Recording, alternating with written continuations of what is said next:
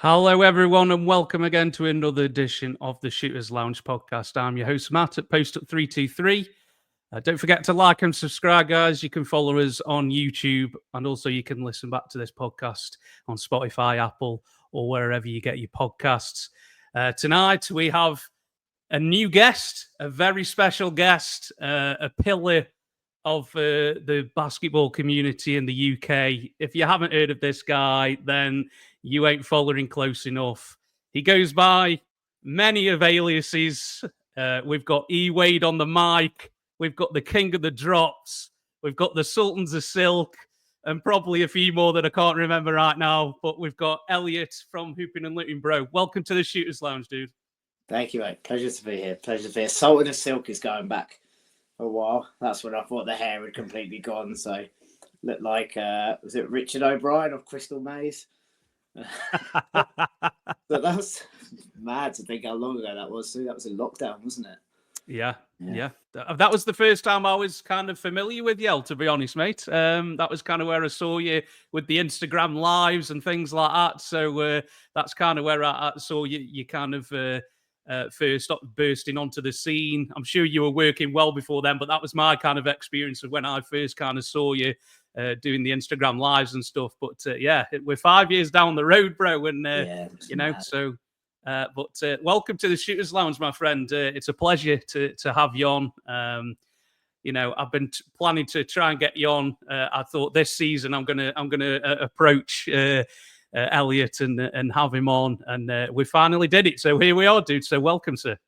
Thank you. You've had a illustrious guest, so it's nice to be placed upon. It's nice to be involved. Oh, thank you very much. It's yeah, word of mouth hopefully gets around now that it was. You know, you try to get people to vouch for you and say, yeah, it's okay. This guy's all right. He'll do right by you or whatever. And don't worry about that, mate. People say the opposite. People say, don't go near him. No, don't speak to Elliott. Don't listen to him. There's the reputation is a bit of a wind-up, pal. Would that be safe to say, mate? Well, you know, just let people talk. Just let people talk and do your thing. That's all you can do, isn't it? People either like you or you don't. That's the way it is. Yeah, man. Drown out the hate, mate. Drown out the hate, bro. But yeah, it's a pleasure to have you on, man. And the things you do for the basketball community, mate, is unmatched. And I'm sure you have. You're a very busy man, so I appreciate you taking the time, man. It's a pleasure. Okay, so yeah, so we're going to be. I didn't think you'd want to be doing a net-centric podcast, El, at the moment because it's not looking too great for the Nets right now. So we're kind of going to keep it keep it generic. Or if you want to go on a rant about the Nets, you're more than welcome, dude. I don't know. We can definitely do that at some point. Absolutely. So obviously you have been on pods before, and you've kind of given people as how Hoopin and Lootin kind of got going, how it got started. You kind of saw there was a gap, you know, in the market in terms of selling jerseys and things. So how long's Hoopin and Lootin been going now, dude? Do you know? It's actually 5 years in May. So yeah, five years since I officially opened. There was the idea for it came a bit before, but then there was a lot of research, study, what are real jerseys, a lot of learning, which we're still learning now. But yeah, 5 years since the official launch of Hoopin and Lootin. So yeah, it's quite a milestone. We're getting I'm getting very, very close to 5,000 orders. Online amazing. orders. That doesn't include anything with pop-ups, but just individual through the website, 5,000 orders. So yes, when I saw that recently, that was quite a wow thing. So I've not done anything like this before. You know, I used to sell and buy the little Corinthian football figures when I was 15 and sort of 16 at the Holt End Suite in Villa Park. But yeah, my corporate lifestyle, and it started just when there was a gap. I was out in Spain. I've always been into the fashion of basketball jerseys before actually basketball. I've always liked the sport, but it wasn't a sport which I was involved in, didn't play it. We didn't play it, which I say is crazy when we get onto British basketball and you find out where I'm from. But I say we didn't play that in any of the schools, so it was just a thing we did for a laugh with mates. But then when I was out in Spain, I couldn't find a jersey, found one, and was like, there's a gap here. I was studying whilst I was out there, and it just we went into lockdown. The The Last Dance came out, which sort of elevated Hoopin and Lootin. Everyone then wanted Chicago Bulls jerseys.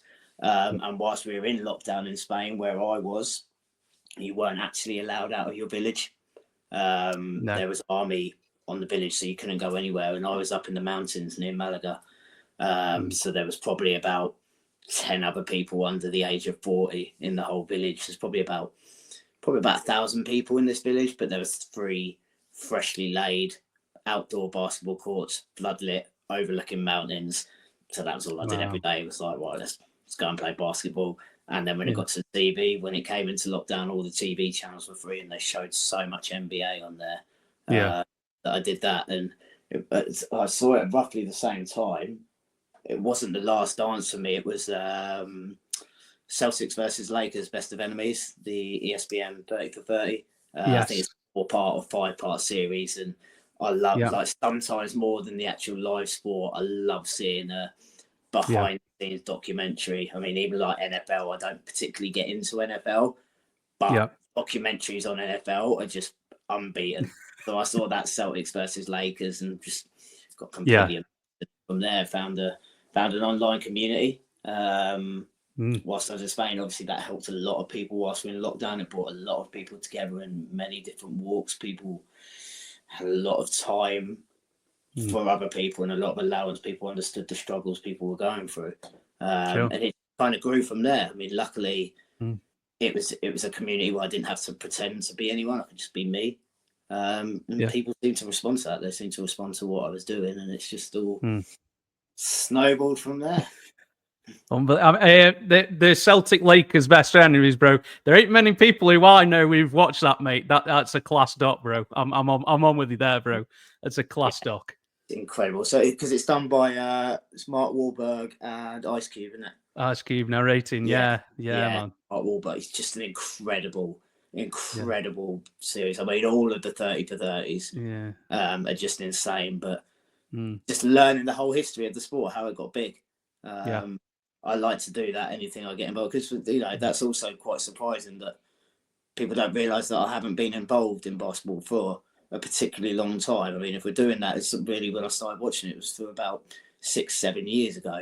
But when we get more into the MCing side and stuff like that, is you have to make a particular point of learning everything about that sport, learning the intricacies, the calls, things like that, and understanding what it is. But I also come here with a sportsman's mentality that I understand high level sport. Even though I didn't play basketball, I played other sports to a reasonably high level, and the mentality of a sportsman or a sportswoman is still the same in whatever sport he plays. There's a lot of things you can understand, and I think that's kind of where I pick up the rapport with players and stuff like that. I understand sometimes what they're going through, and I can see things from a different perspective, which is why you'll see me defending people like Ben Simmons, etc., things like that. Is like I say, we can go into them further, but that's the documentary is just insanely good. So if you haven't seen it, go and watch it. I'm pretty sure it's still somewhere on the BBC iPlayer. Really? Oh, right, nice. So if you want to go and pick up and watch it from there. Yeah, I used to watch it on the ESPN player, but now they've shut down the ESPN player, so I can't anymore. You can't even buy it, even if you wanted to. I think that's a lie. They were on all of the BT Sport. So if it's TNT now, they have the rights to all of the 30 for 30s. Really? So they should be able to find it from there. Yeah. Nice. Oh, nice. Cheers for that, bro. I know there's quite a few on Disney, isn't there? Disney Plus, I think. But not all of them. I've never seen the Celtics Lakers one again since ESPN closed. But they chop and change it because on BBC iPlayer they have Storyville ones too. So that's where they had the OJ Made in America, which, especially if you're involved in basketball culturally, that's one of the most important things you can watch to understand. Sport and society upcoming through the ages. It makes you understand a lot of things about a lot of people, especially when we come from a position of privilege and where we are, to actually go back and delve into understand those roots of where things come from. It's a really important. So anyway, so basketball podcast, not a BBC podcast. I'm not sponsored by them. I'm not endorsing them. They could sponsor me if they want. That's all right. But no, I mean, there are some great docs out there, aren't they? To be fair, I'm looking forward to the Celtics one as well. That's going to be. hopefully that's going to be out in the UK soon. It's currently airing in the US, isn't it? But that again will delve into the Lakers rivalry as well as a bit more as well. So I'll look forward to that as well. I think that'll become available at some point. Knowing Celtics fans, there was a couple of series made about Lakers, weren't they? And the only way to upset a Celtics fan is make a list without them being on it, and it just makes them jump up and around. So they probably poor. Well, Lakers had their own 10 episode one, you know. Yeah, they're not talking about us. What can we do? Most of these Celtic fans are your friends, bro. So yeah, but I love winding up Celtics fans, and especially how angry they are now that LeBron is with Luka. Oh wow, yeah. Look, everybody's angry about that, aren't they?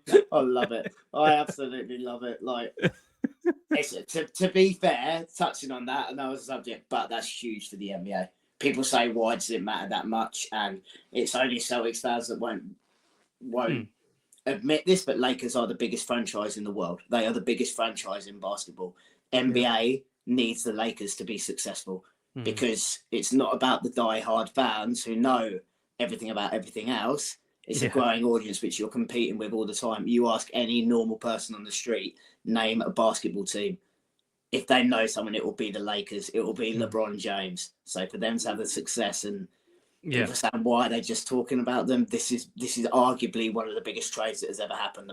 I mean, I don't even follow Shams, Woj, whoever it was. I can't stand any of that about releasing news before they go. Just like wait 30 seconds and let us know. We're like a competition to who knows what the most. It's such an ego thing.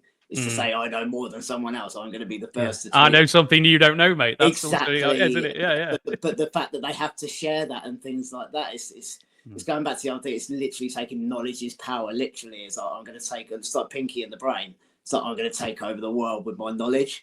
And it's like, but like this came out of nowhere. No one saw it. No one saw it. Nobody.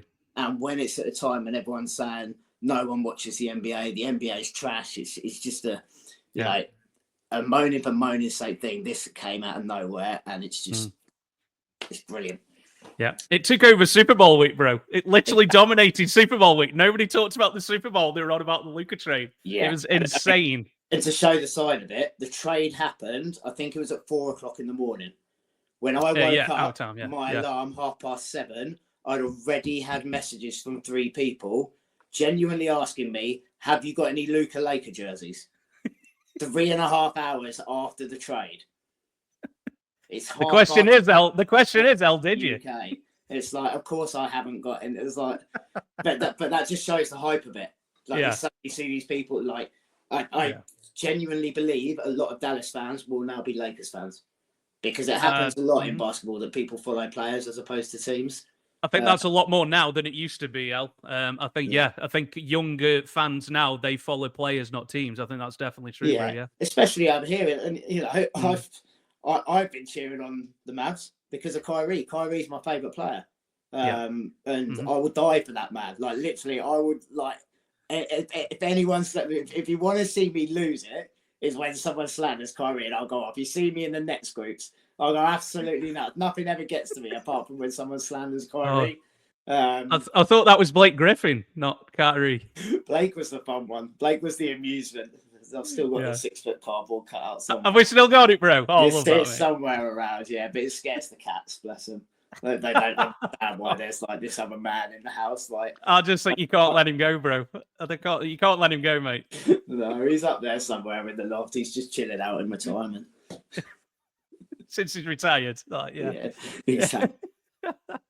But so like you say, man, you're nearly 5 years down the road. So, last year was the opening of the new store and stuff like that. So how's that going, El? How's that? Yes, it's really good. I like it. It was unexpected because I was in a studio literally next door, and then there was a girl which I shared the studio space with who had her own brand, a really successful brand, but she's moved out to Australia, and it was kind of forced upon me because they were trying to move painters in, and weren't for me. But also, it wasn't very accessible. Like I deal with people that deal with a lot of people in like wheelchair basketball and stuff like that, and the lift had been broken for 2 years.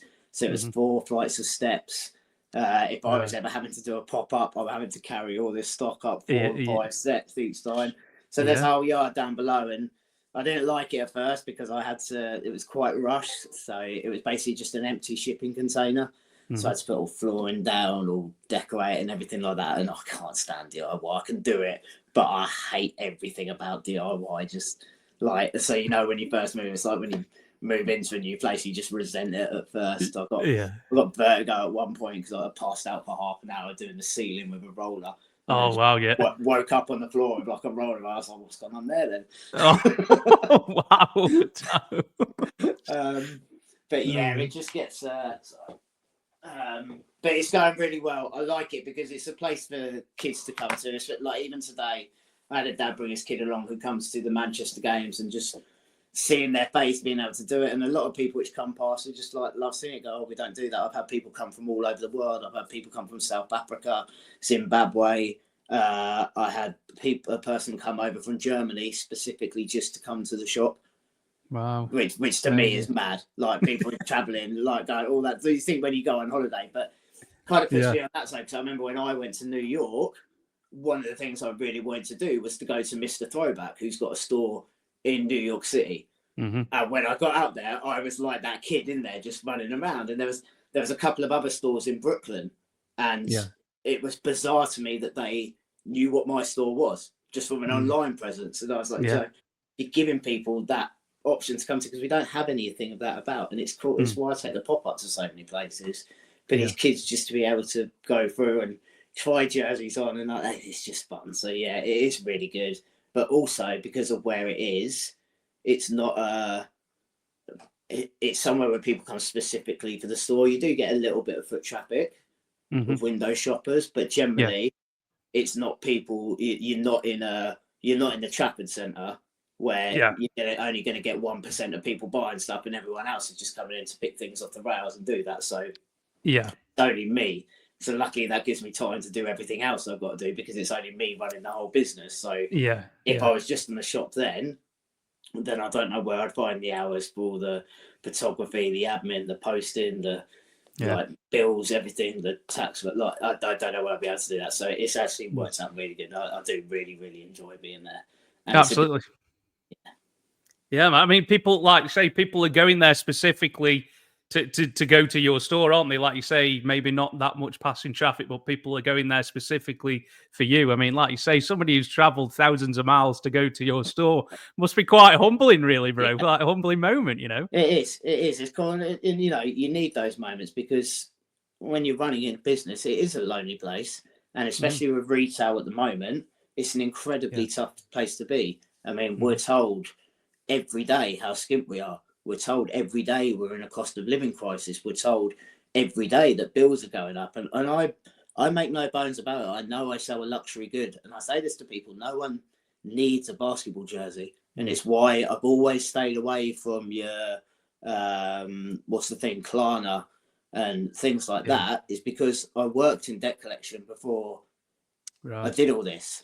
So I've had to, in management, I've had to call people back up who have committed suicide because of calls, because of debt, because of catalogue debt. I've had to deal with those calls and listen to them back, of these people which are broken on the phone because of money. So my target audience, sorry to a lot of customers out here, don't hate me, but my target audience is young men, which is 18 to 30-year-olds. Now, they're inexperienced with money. And I say this from my own struggles too, is I know that you can be silly with money at that point. So at the times when you're first coming into, like, if you're going to uni and they're like, right, here's £1,000 overdraft, here's a credit card, when you've never had to deal with money before. If you're having to spread a £70 payment over 3 months, it tells me you cannot afford a basketball jersey.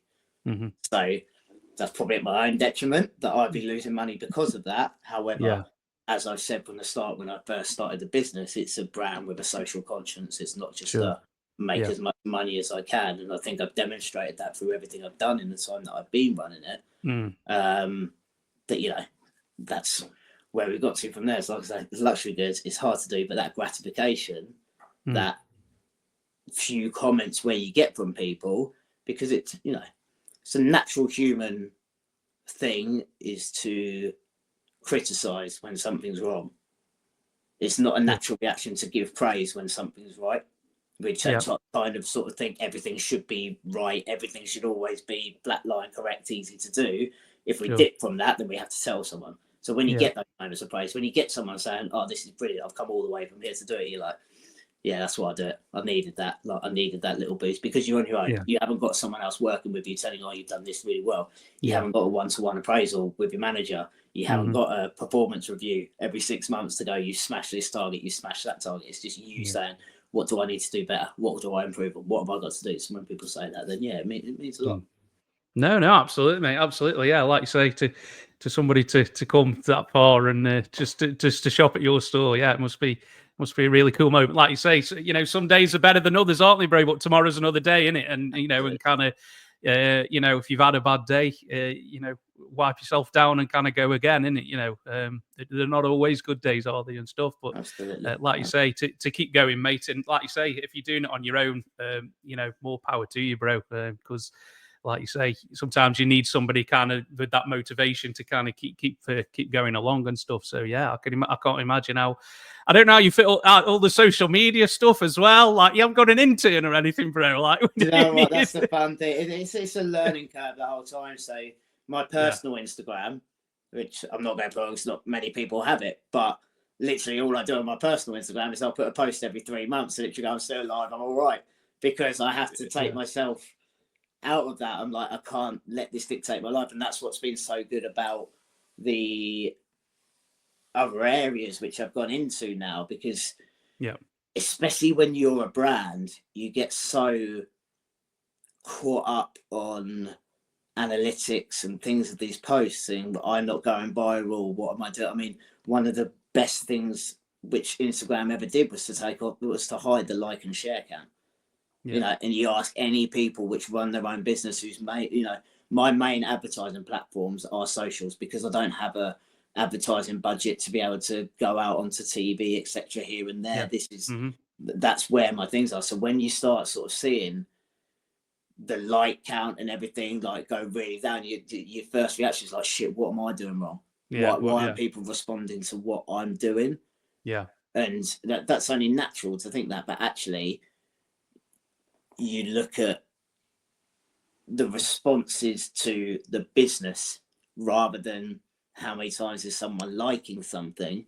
Yeah, because that's free, isn't it? Like liking something's free, isn't it? Or and sometimes you get caught up on expecting people to have the same behaviors as you, which isn't realistic. So I'll do it literally once a day. Is I'll spend 10 minutes scrolling through Instagram. A lot of the time, I won't even look at the post. If it's someone I know, in the thing, I will like that post. I'll see the thing from it. I'll like it just because I know that that's what I'd want other people to do.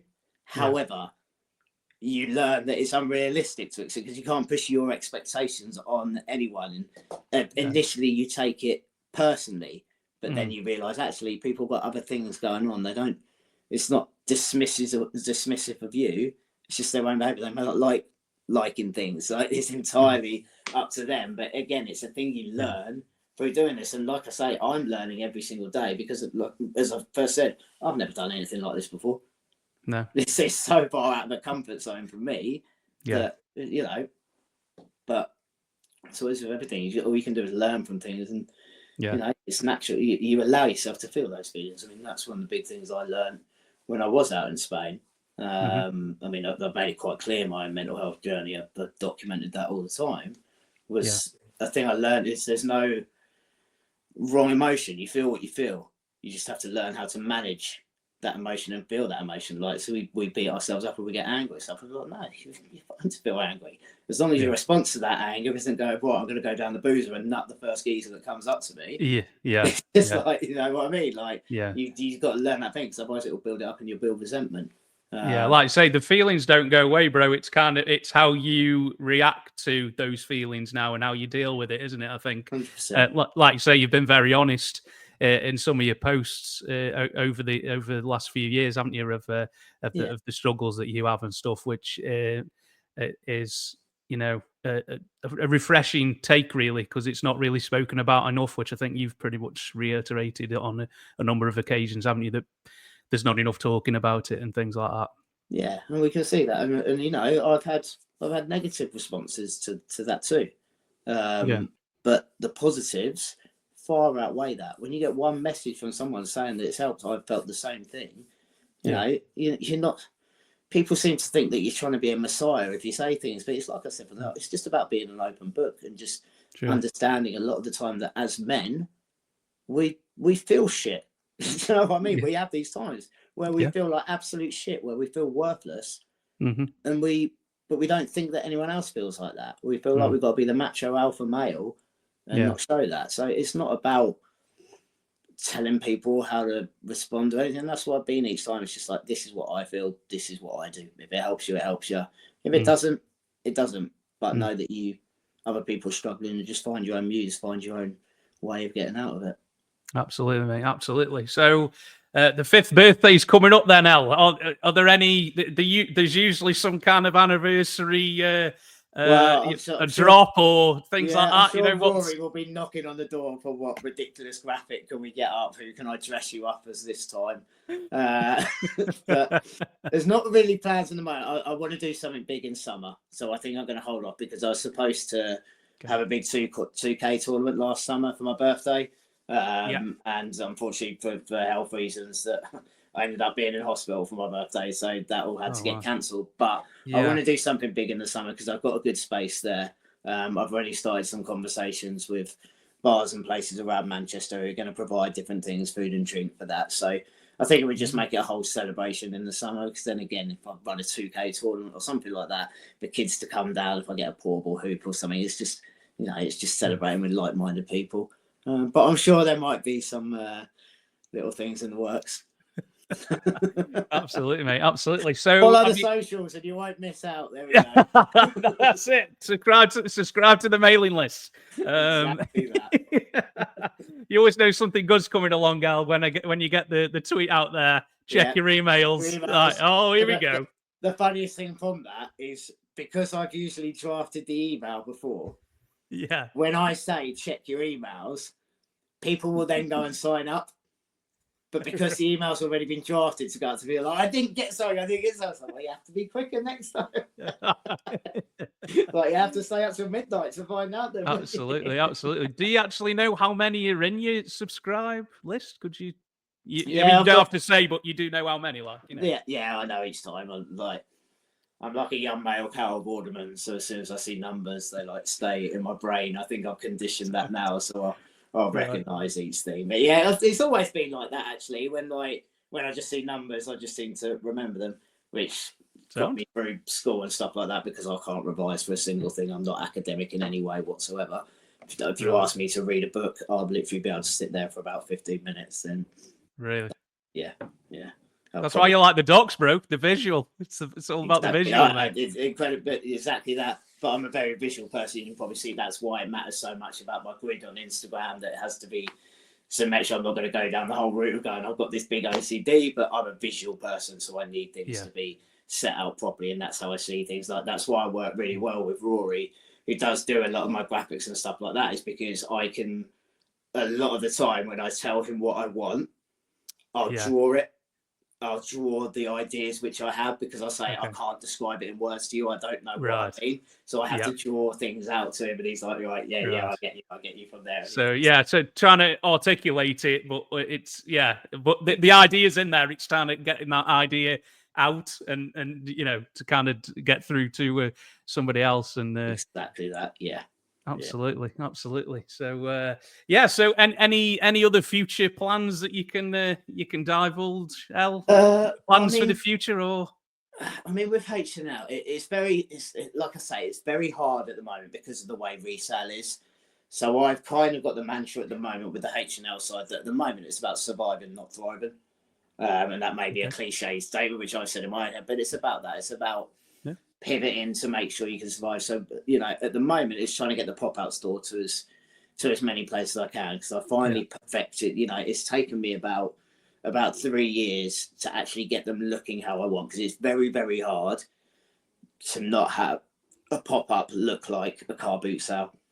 And like I say, where I'm a very visual person, I cannot stand chaos in a store. I see a lot of things, but I've now finally got to the point where it looks good. I've simplified it a lot and it works. So I'm trying to get them as much. Like I did Manchester Met Uni, done the Uni a couple of times. I've got trophy final. I've got the Kick King trophy final this weekend, but it's also I'm taking it out to clubs because it's trying to get British basketball teams in lower leagues, the teams playing the National Basketball League, Div 1, Div 2, Div 3 conference, to start getting in a more professional way of looking things, which is like, actually, let's look at this from a commercial side.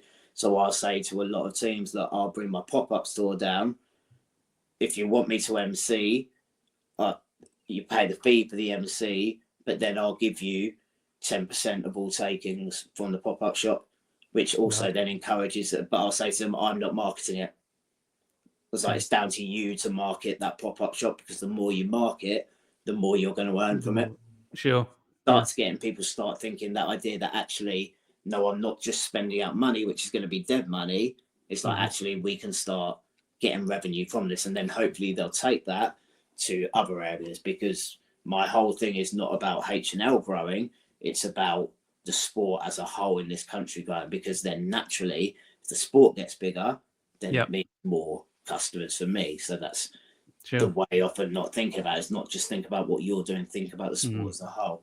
And then maybe more funding as well, possibly. And exactly, which is on the way. There's huge things happening in basketball, especially with, there's going to be an NBA game 400 meters from my shop.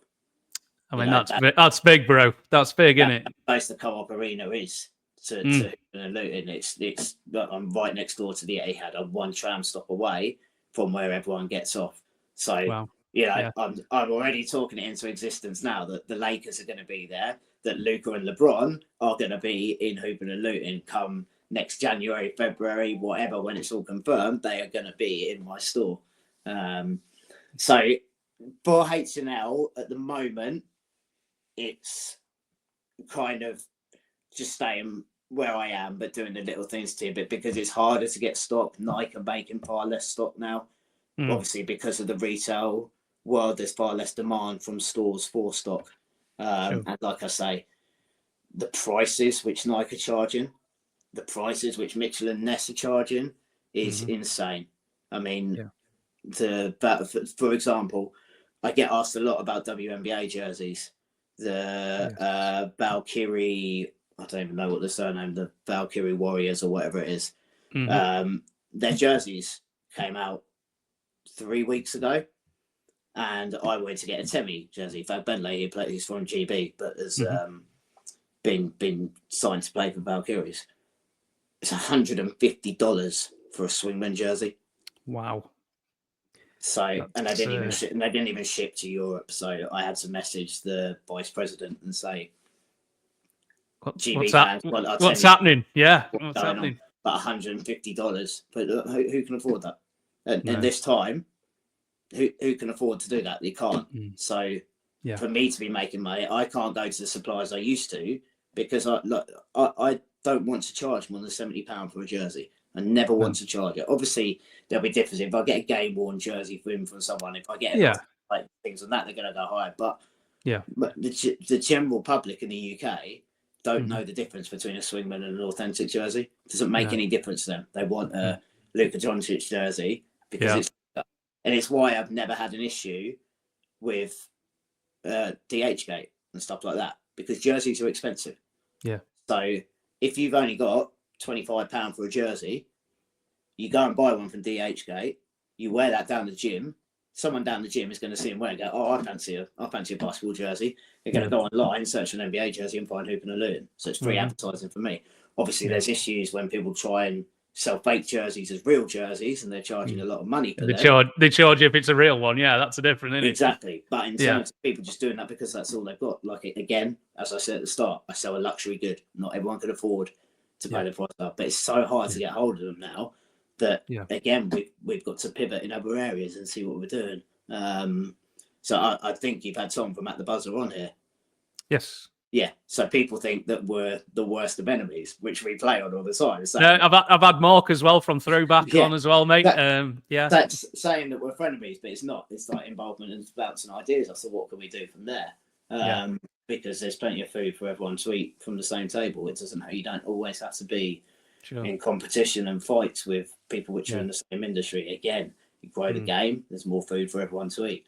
I feel like you guys should have like a yearly summit where you all get together and just shoot, shoot the shit. Like, you know what I mean? We did before because Tom came slightly after us, but me and Mark used to. We missed it this year. I think one of us was. I was in. I had health issues all over December anyway. But we did the Jersey Sellers Christmas party. Like for the UK, it was just me and Mark just go to the bars and NQ64 and stuff. But yeah, so H&L, I kind of just want to keep it with the way everything else is going at the moment. There's more potential for me to have an impact on basketball in the other areas which I'm going through. Actually, and I mean a real impact in actually giving kids an opportunity which wasn't been around before. So as much as I love H&L, and it always will be the first love, there's no ambitions to turn H&L into a empire that takes over, because I kind of got to the stage where the next case would be being an official merchandiser of Nike. And if I'm being an official merchandiser, that means putting in an initial stock order of 30k. If I'm spending 30k on stock, that means I need to have a shop in Manchester city centre, which I'm then spending 100 grand a year on rent. If I'm spending 100 grand a year on rent, I can't be running the shop by myself. So I then have to employ 4 people, which is going to cost you minimum another 100 grand a year. And the whole point of me starting this was getting out of the corporate world, which nearly led me to my death. And that's not an exaggeration. I was in a mental health rehab because of the career which I had before and the person which I didn't want to be. So that's not something that I want to do. And I believe basketball is still too niche, that unless you are a JD Sports, a Foot Locker, etc., if you're a multi-sport thing, I don't think you can do it on your own. And the proof of that is Mitchell & Ness in Carnaby Street, which shut down, the Lid stores closing up and down all over the country. I don't think basketball yet is ready to have specific dedicated basketball stores. You've got the opposite, which is somewhere like Bounceware London, who is fully invested in basketball in this country, and that's why they're successful. I mean, the amount they do for grassroots basketball, for basketball in London, is absolutely insane. And I know some of the guys working in there, and they've got incredible people at the helm who deeply, deeply care about basketball. And luckily for them, the people and the investors of Bounceware share the same vision as them. It's not just about profit. It's not just about marketing. It's about what they're doing for the sport in this country and in other countries, because it's a Dutch company. So yeah, for H&L, it's kind of, I want to just keep it as it is, which is a store for people to go to. Again, there's no ideas of world domination or that. It's just, as long as it's always fun, as long as it's not costing me money, as long as I'm not hemorrhaging money all the time, which I would have been if I hadn't pivoted and done these other things. H&L wouldn't be around anymore. And through these other things, it's given me the enjoyment, because there has been times over the last 2 years where I'm just like, I don't want to do this anymore. Literally, like, I'm giving up. I don't want to do this anymore. But there's temporary feelings, but you've got to be honest about them, that it's not an easy thing to do. I get messages a lot of the time from kids saying, I want to do this, I want to start selling jerseys, as if it's like an easy thing to do. And I'll always help anyone from the start, but the first message is you have to say, be prepared. This isn't going to be easy. It's not a quick, you're not going to make money quick. No. You need to be in it for the long term. And it turns a lot of people away, because it's a lot of hard work. It's very rewarding, because I wouldn't be where I am now. I wouldn't have the opportunities which I have now without H&L. And yeah. So no, you mean long answer to a short question, but yeah, I mean, it's maintain it as it is. Yeah, man. Yeah, I mean, like, you've put in the work, El, haven't you? You know, it's taken a lot of hard work, and unfortunately for you, you know, a couple of stints in hospital as well and things. And so, like you say, when you do a business on your own, if you're in hospital, then the shop's not open, and then you're not selling, and then it's all kind of hand in hand. So it does take a lot of work. It's not just something you've got to be all in, haven't you? And I think your kind of original kind of SP is to sell jerseys at an affordable price, and I think you definitely did that, bro. And I am one of the nearly 5,000 orders, bro. So I'm a happy customer as well. So thank you for that. So you've done a great thing, mate, and continue to do for the. I always say this on my pod, mate. The UK basketball community. There's not a lot of us, but we're a passionate bunch, and we're always. Anybody who I've come across in the kind of the basketball kind of community and stuff is always very supportive. People who've been on the pod, given up the time. Everybody's really supportive. I've never really come across anybody. Maybe I've been unfortunate in that way that nobody's kind of, made it hard for you or, put you down or anything like that. Everybody's been really nice and accommodating. And I think, that's the kind of what, the majority of the basketball community is in the UK, bro. For sure, absolutely, and that's what gets me through these moments. Is like I say, I've now found my life is now in a community where I'm accepted for me. There's no pretense. I don't have to pretend to be everyone else. Like I'm accepted for who I am, and people can not like me, people can disagree with me, but I'm comfortable at that point now where I know I'm doing what I feel is right. May not always be right all the time. I may be completely wrong, but as long as you know that you're doing what you can. That's all you can do, bro. That's all you can do. You can't spend your life trying to please everyone or satisfy other people. You have to eventually be selfish and do things for yourself when needed. No, absolutely, mate. Absolutely. So, like you said, you kind of had to pivot a little. So, we're at the point now where you're an MC at British basketball games, bro. So, how did that come about, man? Getting involved with that, bro. I still genuinely feel a bit of imposter syndrome. It's crazy to me, but it started. So I was asked by Jay Marriott, who's CEO, MD of Gloucester City Kings. So I host a charity event for them. They do a thing called the Granger Cup each year, which is a big charity event down there. And I was like, what? I was like, why do you want me to do that? He's like, no, you'd be really good on the mic. And I was like, bro, I can't stand my own voice, and you want me to hear it coming out of speakers. I was like, you mad? Yeah. He was like, no. He's like, but it was him. He was like, trust me. And I do this all the time. Like, as confident as I seem, and I always say, as confident as I seem, for some reason, I never back my own ability to be able to do things. I know I can achieve it, but for those moments leading up to it, and I kind of know why that is because I've had incredibly bad managers in the past who haven't treated me as I should be treated. I was always overlooked for certain things, and that part of that was working in a heavy male-dominated alpha male environment where you were looked at for stature. Now, being 5'8" and not the biggest bloke in the world, it sounds crazy, but you were overlooked for things because of that, especially as a young kid. Sure. So I think part of that still lives in, but I know that I can do things when I'm prepped and I know what I'm doing. So then I got to the first event, got to this Granger Cup, and the mic didn't work until halfway through the second quarter. So the whole thing about learning these names and everything, so I was like, I can't mess up these geezers' names. Like, that's the only thing a basketball player cares about is their name, announce them coming on. So I couldn't do any of that. Just got into the second quarter, and I still felt that I didn't know enough about basketball, as in ref calls and all specific plays. I didn't feel that I knew enough to be able to be announcing a game. Okay. So because that was a charity event, it was at the end of the season. So at the end of that season, Jay had said to me, do you want to announce for the Gloucester City Kings for the next season, which was NBL Div, NBL Div 3. So I was like, yeah, why not? I was like, why not? Let's try it. Like, there's no money involved or anything. I'd just travel down to Gloucester. I'd take the pop-up shop. If I made a couple of £100 from there, great. If not, I was still having fun doing something. And I then got asked by Nate at Big Dog Balling to do the Aspire All-Star Tournament, which is at the National Basketball Performance Centre. So that's a under 14s, under 16s, regional. There's 4 regions, and they have a big tournament. So it's the best of the youth basketball in the country comes together, plays the tournament, in there. And he was like, "Oh, I thought it was just going to fit in for one game, but did the whole thing." And I was realizing actually I do know a bit more about basketball than I give myself credit for.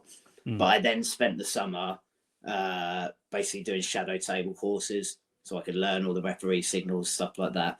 And then just like listening more and more to actually in players. I'm very, very fortunate that I have some incredible peers that I'm good mates with. People like James Phipps, Ginge, Stan Huncho, Tahir Hajat, Brandon, who I host with at Manchester, who I can go and ask questions to and find out about from that and know I'm new. So I started with the Gloucester Kings. Then at Manchester for Giants the season before, I first got into doing sort of half time and stuff like that with them, but not doing anything on the mic, but running half court games where I was basically sponsoring them. So I was giving out jerseys to kids like during timeouts and stuff like that. Yes. Yeah.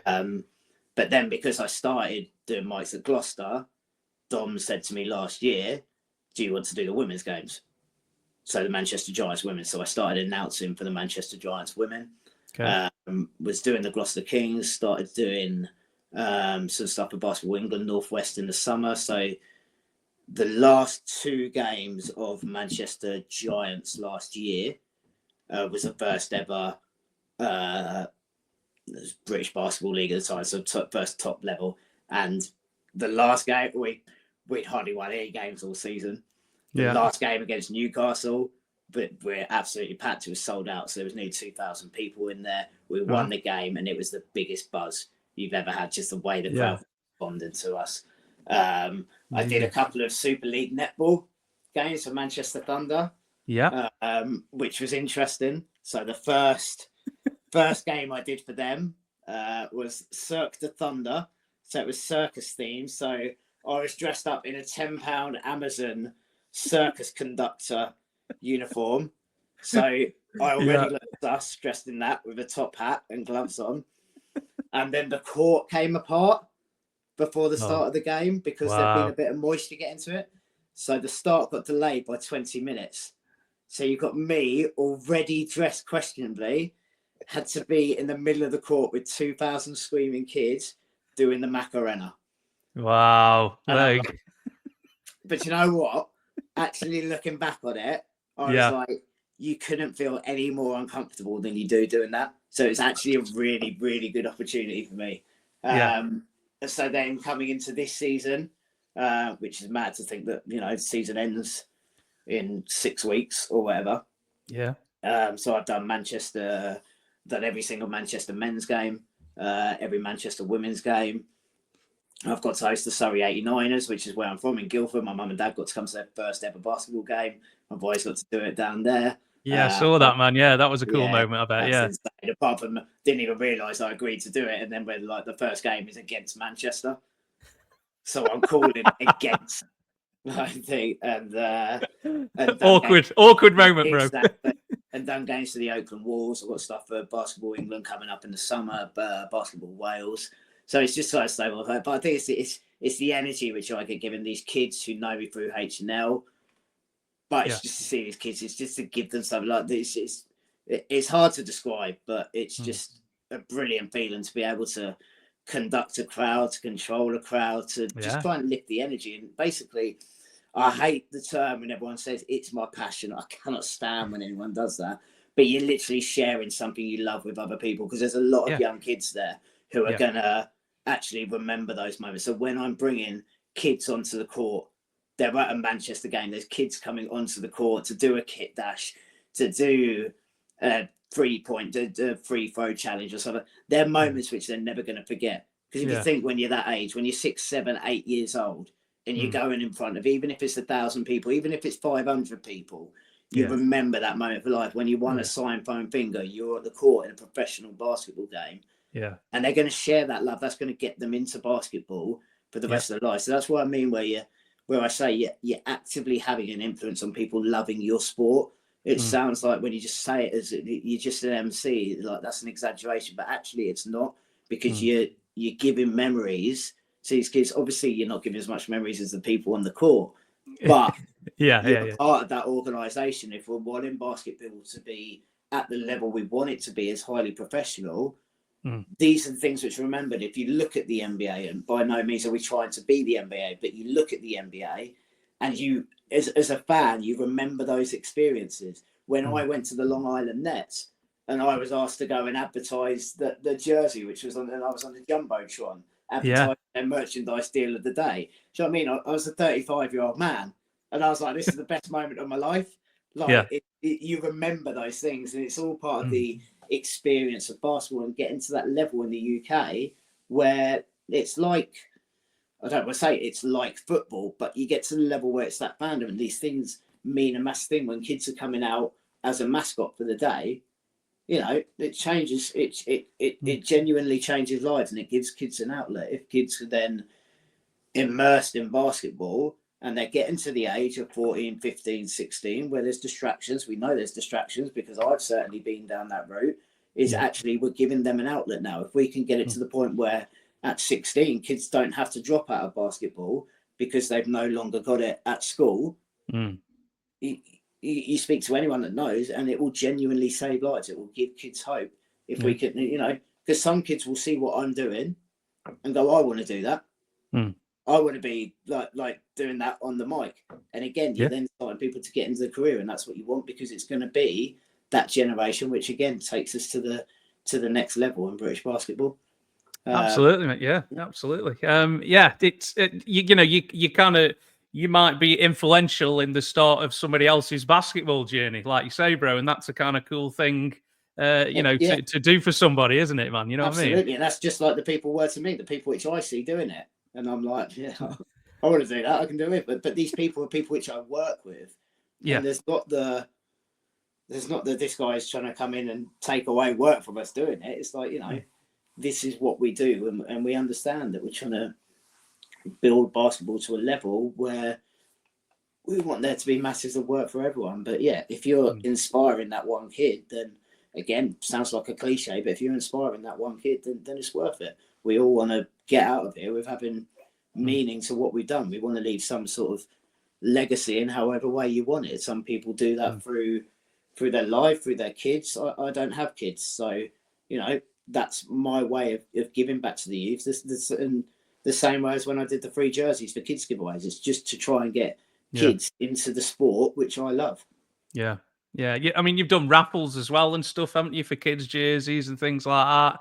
I won one of your raffles once, actually, and I'm a Suns fan, and I won the Devin Booker Suns jersey, so I was like, well happy. It was all just random. You didn't spin the wheel. Make it sound like it's fixed now. It wasn't the fee to It really wasn't. Honestly, mate, I couldn't believe it. I was watching the live, and it was like, if I get this Booker jersey for my nephew, I'm going to be loving this. Like, and I did, and I ended up getting it, man. So yeah, it was awesome. That was, bro. So yeah, that was a couple of years ago, I think now. But yeah, I was like, man, I need that Booker one for my nephew and stuff. So yeah, that was really cool, man. So yeah, so also you're also involved with sponsorship, Al, for Manchester basketball. So I mean, I don't even know how you go about really sponsoring anybody. So how do you approach that? Yeah, well, I mean, the sponsorship started when I did Bristol. So again, when it was that I was fairly new and fairly unknown as a name in British basketball. I mean, I was known in all NBA circles. Everyone knew what I did as a shot, but people didn't really know that I cared about British basketball, and it wasn't just a shop. But again, saying where I wanted to be a brand with a social conscience, and for me to be successful, basketball needs to be successful in this country. So a couple of my really good customers were actually involved with Bristol Flyers. And they suggested to me, why don't we do something about sponsor? Now, for me, it was never about being able to get jersey sales, because most of the people there which would have bought jerseys kind of would have known who I am anyway. Done it already, yeah. My reason for doing it, and this may upset a few people in what I'm saying, is everyone loves to shout. Everyone loves to shout about what's wrong, but they don't actually actively do anything about it. It's always someone else which has to do the change. It's always someone else which has to put the money in. Now, most of the reason behind my initial sponsorship was Bristol was to actually be accountable myself. I was actively putting money into these clubs to try and get better. They do what they want, because it wasn't a cheap sponsorship. To get H&L on the back of Bristol Flyers shorts was not a cheap sponsorship. It's brilliant, and I loved all the stuff which came across from it. And I met some incredible people through doing it. But that was initially why I did it, was for me to be able to say, actually, I do have the right to voice my opinion. I do care about this game, and here's the proof of why I care about this game. I'm not just going to put money into something I don't care about. I could have done it with football shirts. I could have just gone and invested in a football shirt company or a football team where actually you'd get full exposure. You'd get millions of people watching you every week. And then as everything picked up with the MC and started doing stuff like that, I just can't get to Bristol games. I could only get to one game last year. I managed to squeeze one in this year. But I didn't do it. And it's at Manchester. So I sponsored them last year and this year because we're trying to build a club. Do you know what I mean? We're trying to build a franchise, which is Manchester basketball. So I made a big thing about that. I want to sponsor the men and the women, because women's basketball is equally as high. And I mean, most of the times when I go off on whatever platform it will be is behind women's sport, and especially saying that we need to be allies with people rather than just saying you support something and not doing it. You need to actively be allies in supporting people. You need to try and make a difference. You need to call people out when you believe they're saying things which are detrimental. For me, it's not, and I've been guilty of this through a lot of my life, is where disagreeing things and just standing by and not doing anything, but saying, I support someone, but only when it's convenient.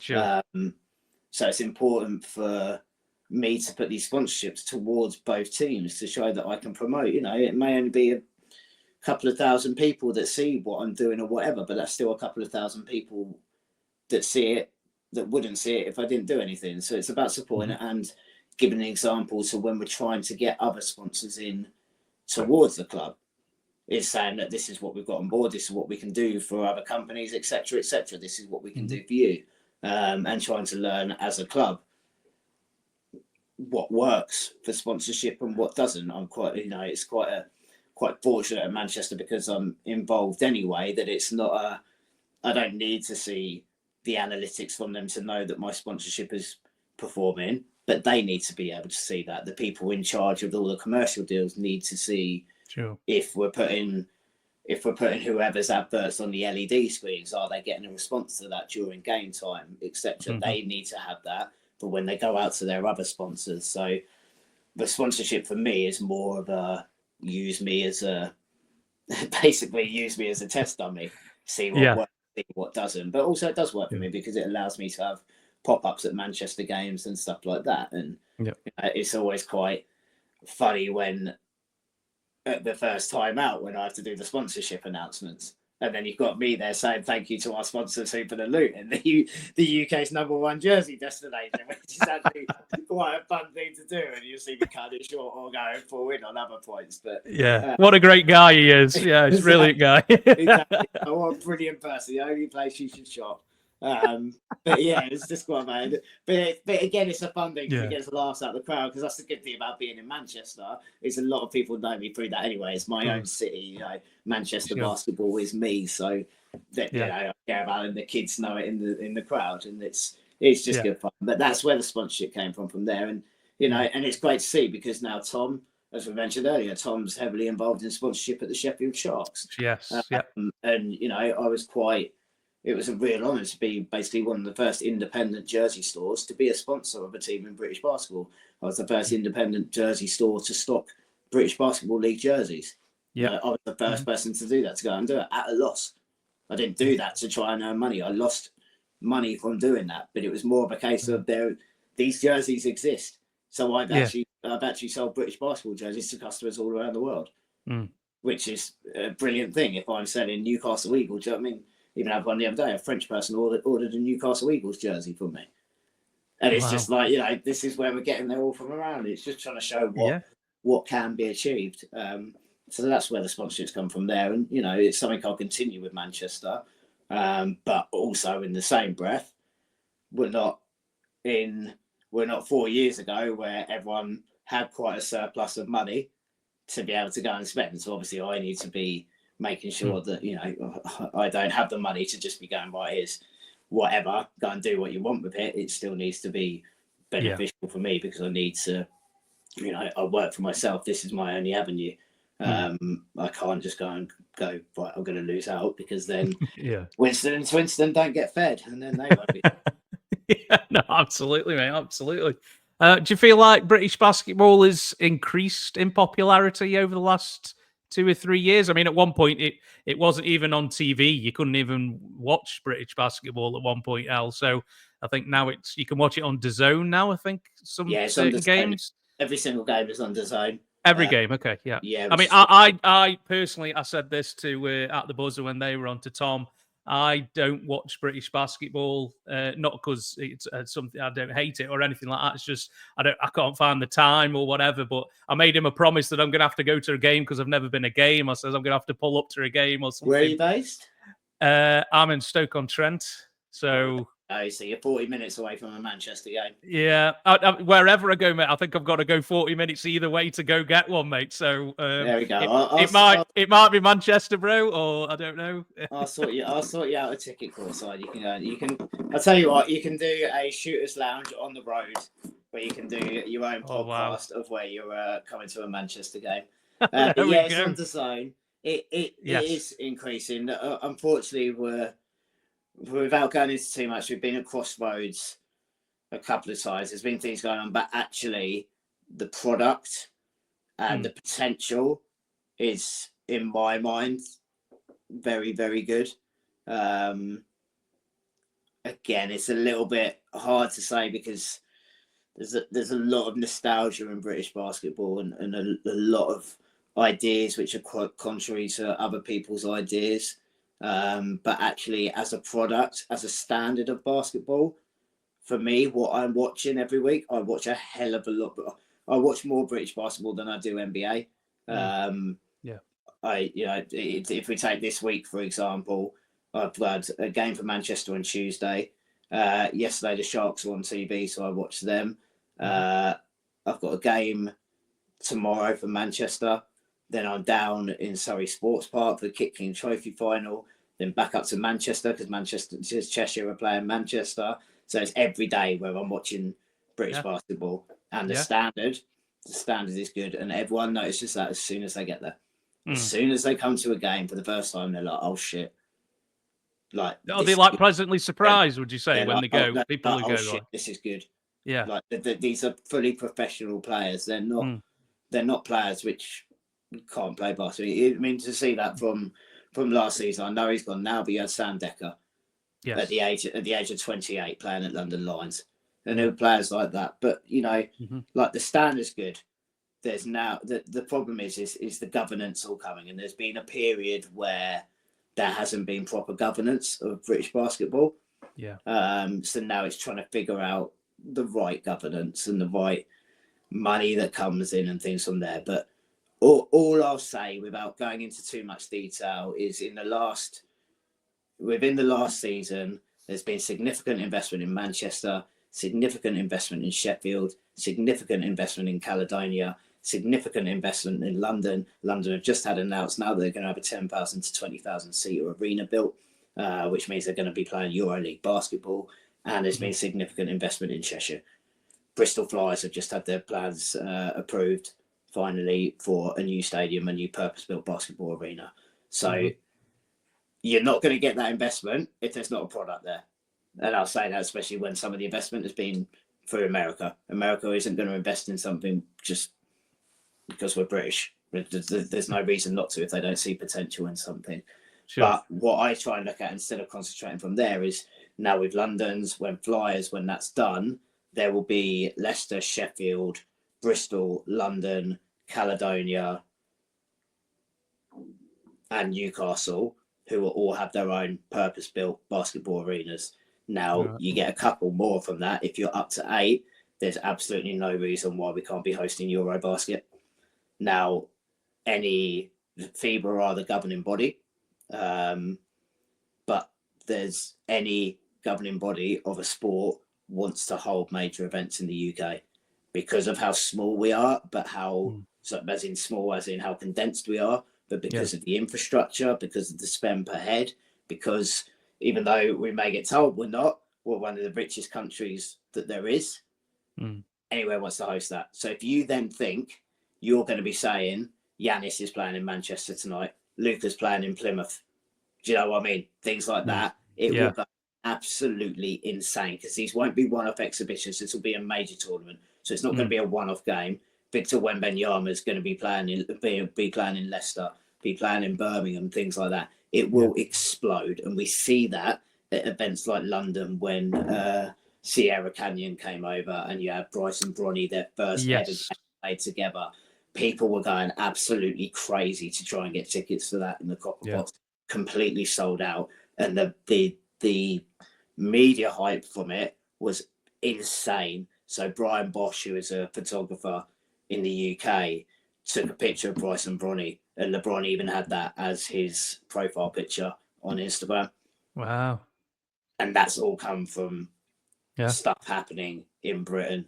And more stuff will want to come over here. Like I said, with the NBA wanting to come over here, that's only going to snowball with these other things being built, with now 3x3 in the Olympics, 3x3 in the Commonwealth Games. We won in Birmingham. There's a legacy funding there.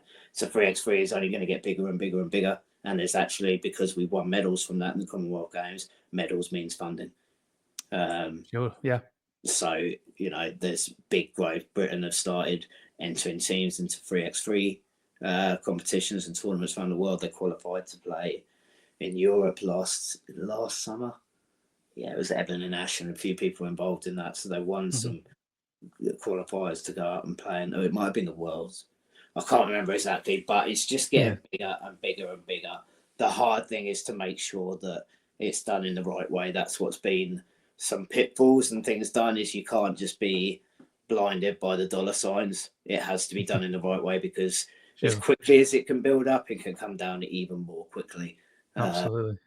I don't want to go into too much detail on there, because as I alluded to before, I tend to try and stay away from public comments about it, because, as I say, it affects people's livelihoods, as people I know and people that are friends, that actually this isn't just a passing comment on things, that with the same as anything, I like to know full details behind, and actually also have an involvement with things in there that I'm obviously, there's information which I'm privy to, which it wouldn't be responsible for me to go out and share.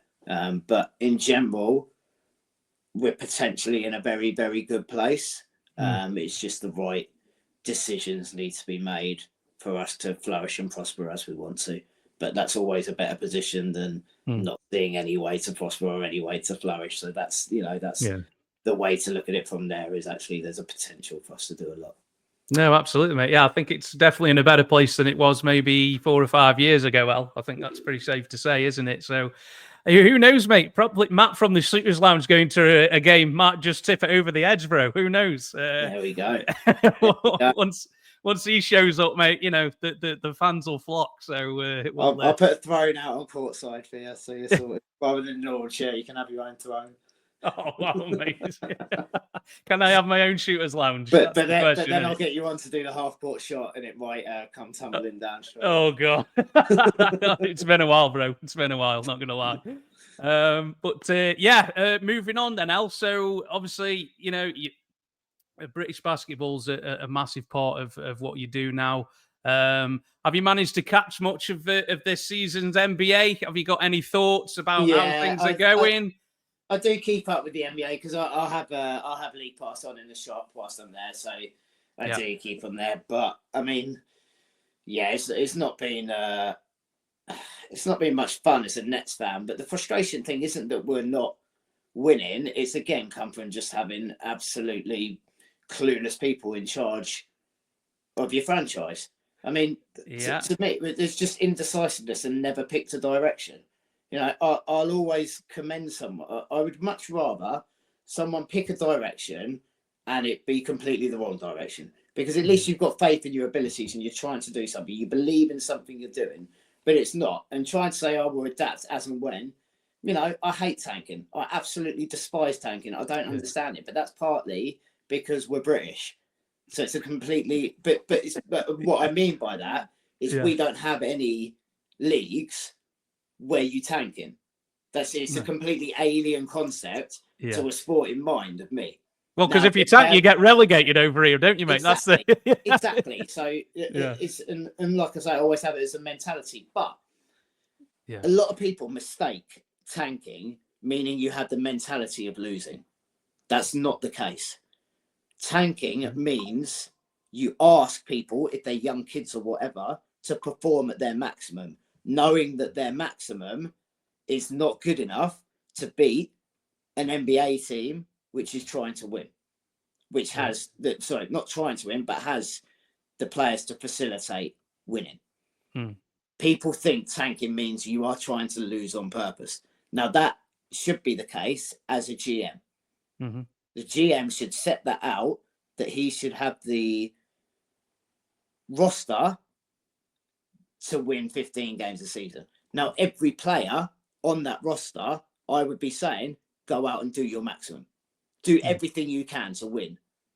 But knowing that they shouldn't have anywhere near the capabilities to execute that. Because let's be real, we're talking about the best basketball players in the world. We're not talking about a halfway down league where anyone can beat anyone on their day. We're talking about the elite of the elite. Yeah. Now, Sean Marks has won one playoff series in 8 years. Tough one. Find me any other person in any other job in the world where you can fail every single year when you've had Kevin Durant, Kyrie Irving, James Harden, could go on and on and on, when you've had those players and you've won one playoff series. Now, you can't keep going back to, if Giannis wasn't such a dirty prick, which he is, by the way, but you can't keep going back to saying that and going, we would have won the title, because you don't know that for sure. No. And you see the decisions being made now. We got rid of Dennis Schroeder because he was balling out, to go and get D'Lo, because D'Lo did some fun dances in 2018 or whatever, and because he looked cool in a jersey. And he's the middest of the mid. There's a reason why every team keeps trading him, but we trade him to go and get him, who has the capabilities. I'll say he's a mid player, mid meaning he has the capabilities to win games. But you just got rid of Schroeder to get D'Lo. But it just makes zero sense. Like, get rid of Schroeder and play one of you young kids. Don't then go and spend money who you're going to be tied in, because the entire Marks and Society philosophy is ego. It's all about their ego. So what they can do now, what they genuinely think, is we can distract them by putting a few videos. Within 2 days of D'Lo being signed by the Nets, all over the socials was the dancing videos. Vibes. There was no vibes. We fucking won one playoff game. Are you winding me up? What was the vibes in that? If I want to dance, I'll go in the Manny on a Friday night. I don't want to see that from $1 billion team. Like, and it's mad. And I keep saying it. He's not great at drafting because he's not in control of drafting. People go, oh, he got Cam Thomas. Oh, I fucking love Cam Thomas. But that's not a skill thing. That's luck. And now people are going, like, do you know what I mean? When you get a player who is very low in the first round or in the second round, it's luck if they become very good. Because they come that low, because most people think they're not going to, and I don't mean that they're not good players. Everyone is an elite player. Let me get that clear. Every single player that plays in the NBA is an elite player. They will get to levels which most people couldn't even dream of getting to. But when I'm saying people are mid, it's in comparison to other NBA players. They're in their own little echelon. They're way up there. But when we're saying you need to tank, our franchise was in tatters. We had no escape until the Knicks decided to give us 5 first-round picks and a pick swap for another mid player. For a player for a player whose spine is like a streaky piece of piss. As soon as there's anything important, he disappears. That's also why I dislike Joe Harris. He's not a messiah. He's not the best 3-point shooter that's ever done. He hides when it matters. Yeah. Now, that saved our franchise. It'd be a lot worse now if you hadn't. That has saved our franchise. Yeah. But then we're keeping on people like CJ, like Cam Johnson, who is going to win you games? Ben Simmons. Why have we waited until now to buy him out? If you're going to buy him out at the start of the season or trade him. Because Ben Simmons, I don't care what anyone says, take away what's happened before. For the first time, Ben Simmons is not playing with a broken back. Ben Simmons is an exceptional basketball player. When you stop comparing him to Ben Simmons, Rookie of the Year, Ben Simmons, All-NBA team, Ben Simmons, defensive player, whatever, stop comparing that. Look at him in isolation of what he is now, which is an incredible role player.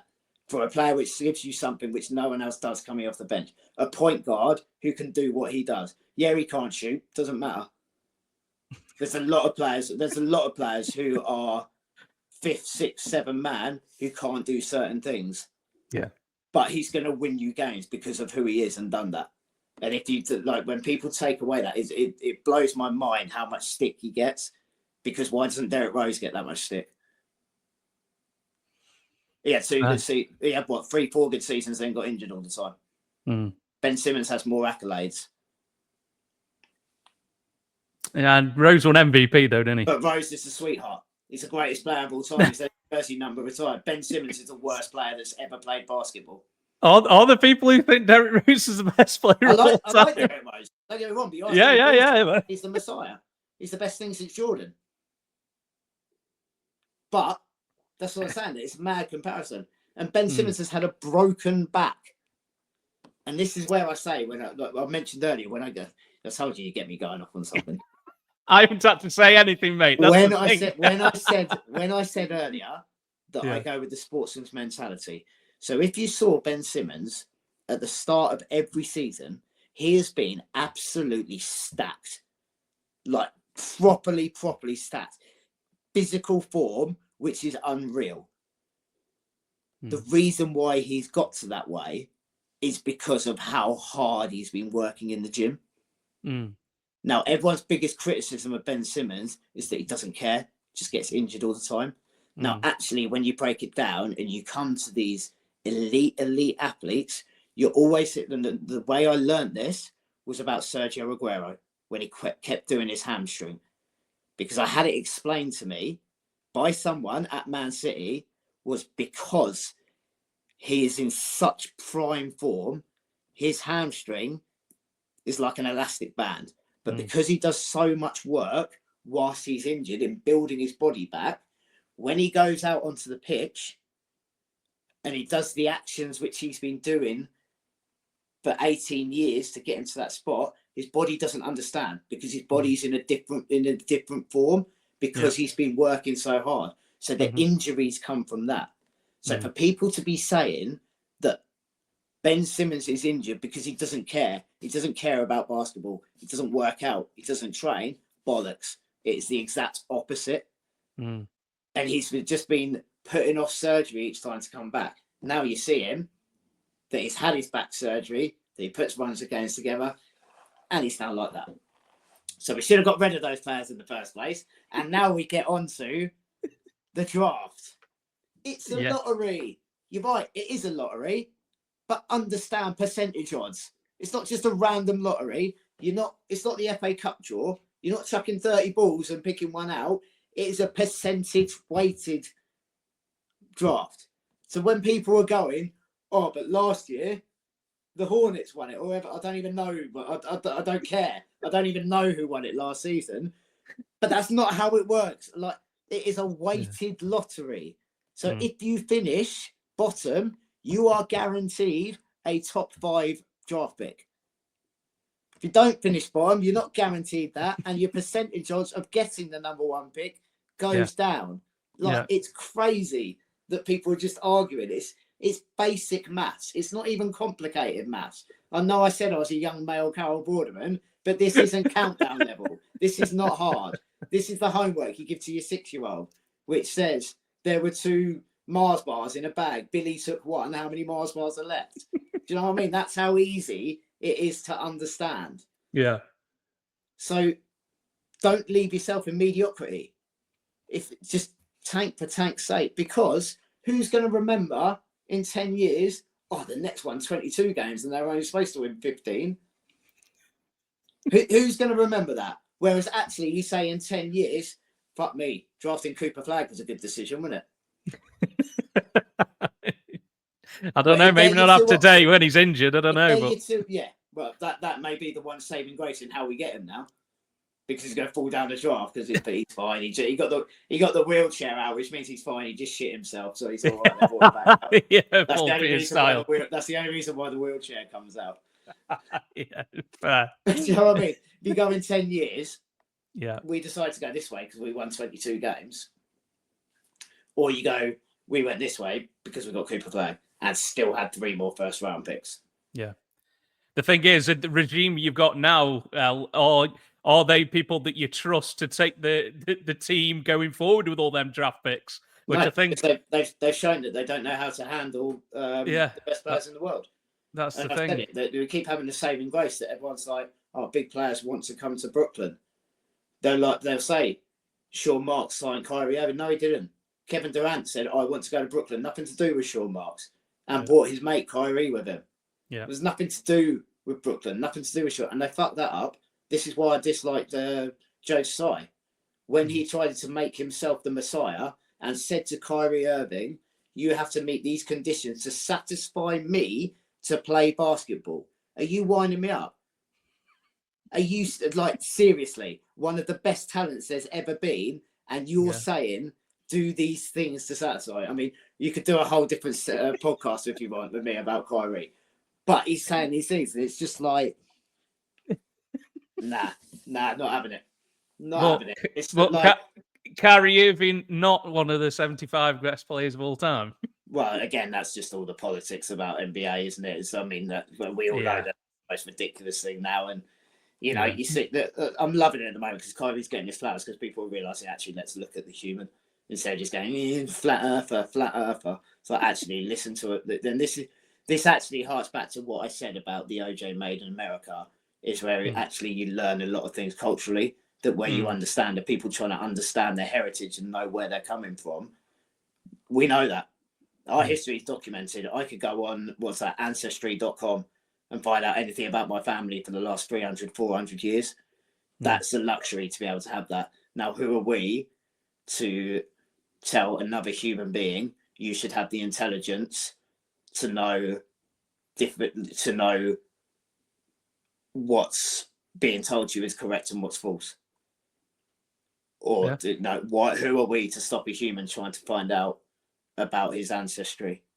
And you know, these people, because they're famous, people think they can ridicule these people. They think they can ridicule human beings for trying to understand about their lives, to understand the things that matter to them. And I'm going to sound all preachy here, but no, because someone's famous doesn't give you the excuse to be an arsehole, and it never will. You know, things matter. What you say has consequences, and you can see that in the other way around. But actually, listen to what these people are saying. Don't listen to something which comes up on social media and think that's the be all and end all, because you still see it now.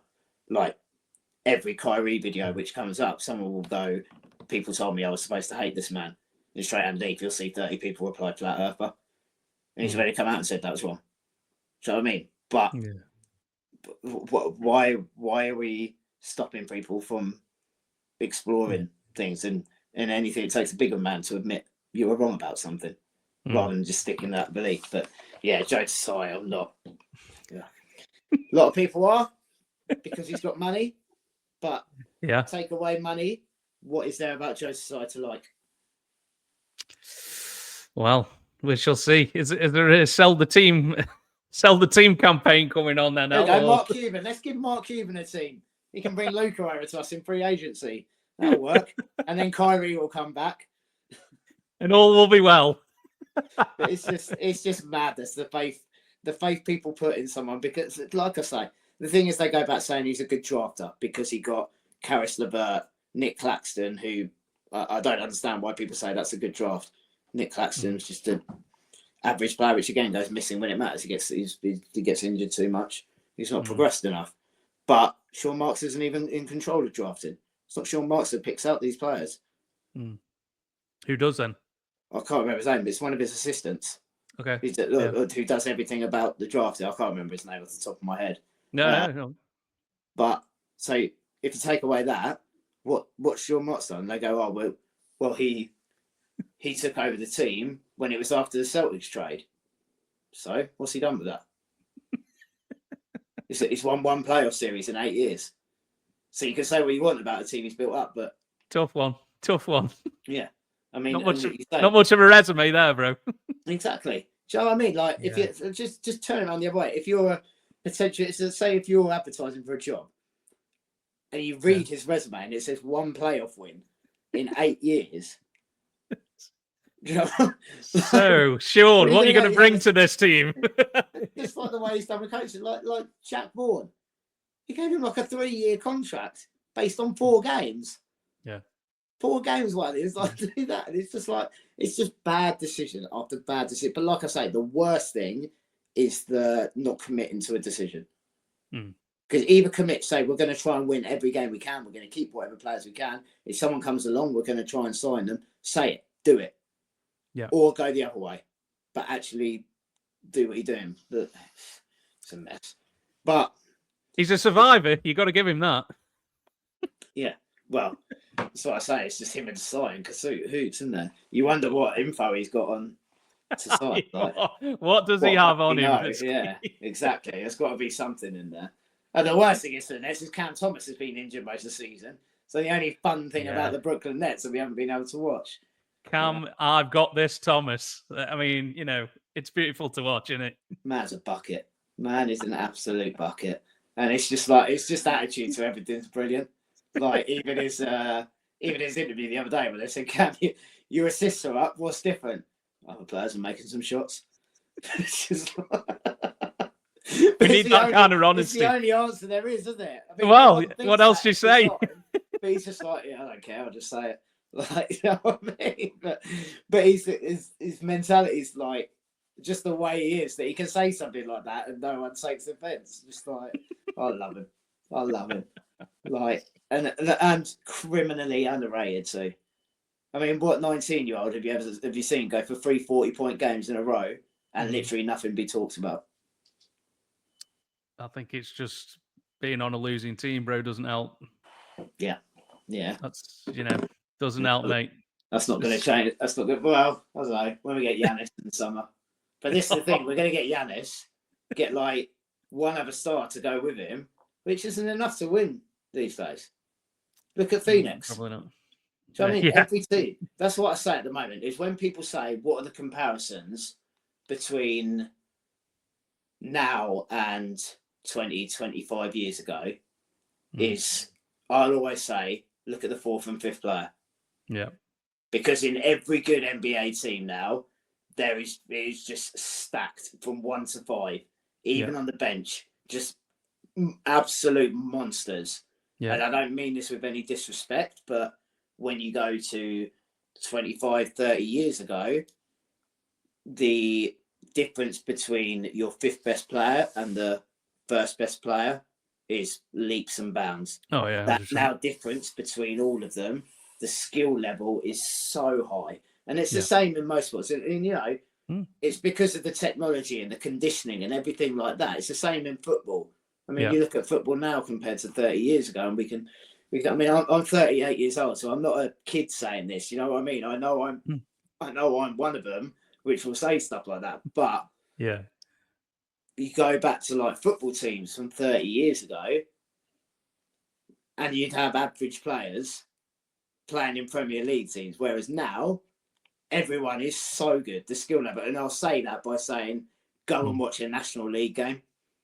Yeah. Go and watch a National League game, and the standard is insane. Like just the natural ability of all of these players in there, and the football you watch and see.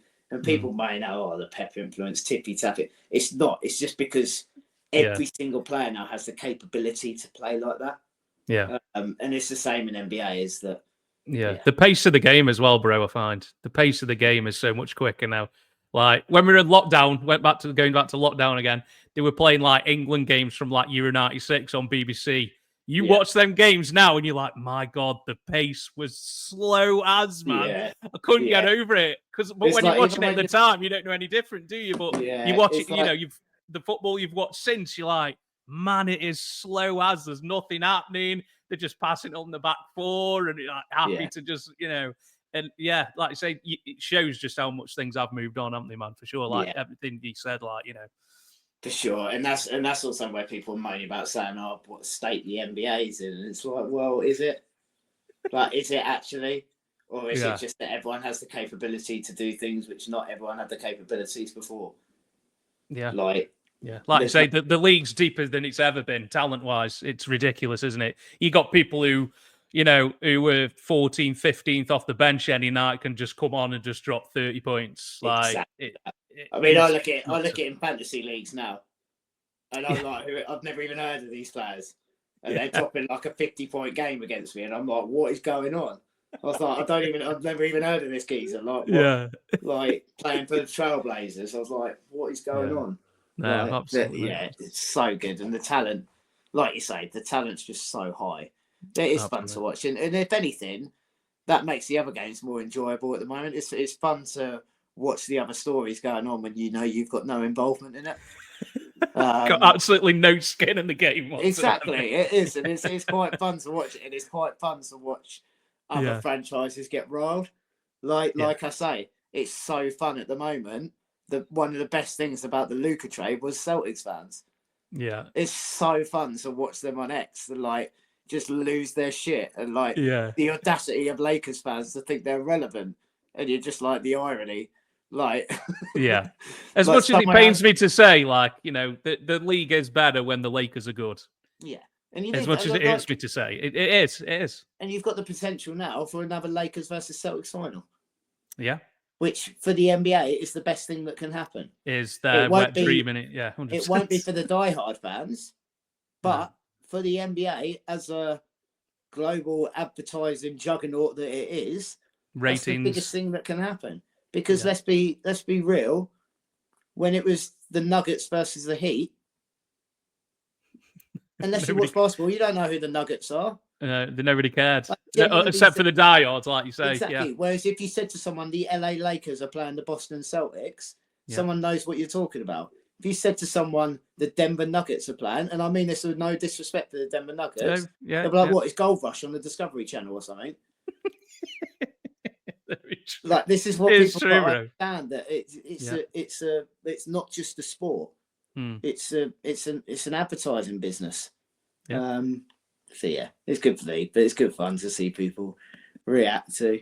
I mean, you'll see it. I fully enjoy being in the Suns UK chat. So just for people that don't know, there's a league where you have to predict the Suns results every week. No, I'm a sponsor of the thing, but I have one tactic, which is I predict Suns to lose every single game. So except one. Yeah, except when they play some team. I don't know who they are anyway. Some team does not exist in Elliott's mind. 20 teams in the NBA, the Prices or something like that. Something. Yeah, beginning with a P or something. Caitlin Clark plays for a team in there. I don't mind the female team, but I don't mind the Fever. But I don't know who the other one are. I love it how you line it up, man. You think a franchise with Caitlin Clark in, they'd have a men's franchise, wouldn't you? Yeah, well, yeah, perhaps soon. One of these days, mate. One of these days. So I predict them to lose every single game. So the past 6 weeks have been an absolute delight watching me rise up the table with every loss. I love it how you ask every week, how many games have we got this week? 3. Oh, that's 3 L's, mate. Did you see it last year when someone got really wound up for it? Yeah. I'm like, here it comes. How many games have got this week? 4 L's, mate. What's the point in you asking if you're just going to put a lose down every time? I was like, just so I'm aware, that's all. For this exact answer that you've just given. But to be fair, on when I enter fantasy ones too, so it was the Miami Heat one, but somehow I've got no idea, but I won the whole thing. Really? But I never made a trade. I just refused to do trades. But when I got a little bit bored, I'd say this player was up for trade. So I'd say Nikola Jokic was up for a trade. So then someone would counter me, offering me LeBron and D Book or something. So I'd then counter that trade, say I want Luca, LeBron, Devin Booker, like basically their 4 best players, and offer them Joe Harris. Or every time someone else, or every time someone else, I saw one time that someone got upset because a trade was vetoed. So I then made a point of every time someone tried to do a trade, I'd screen record myself vetoing the trade and then just put it in the chat.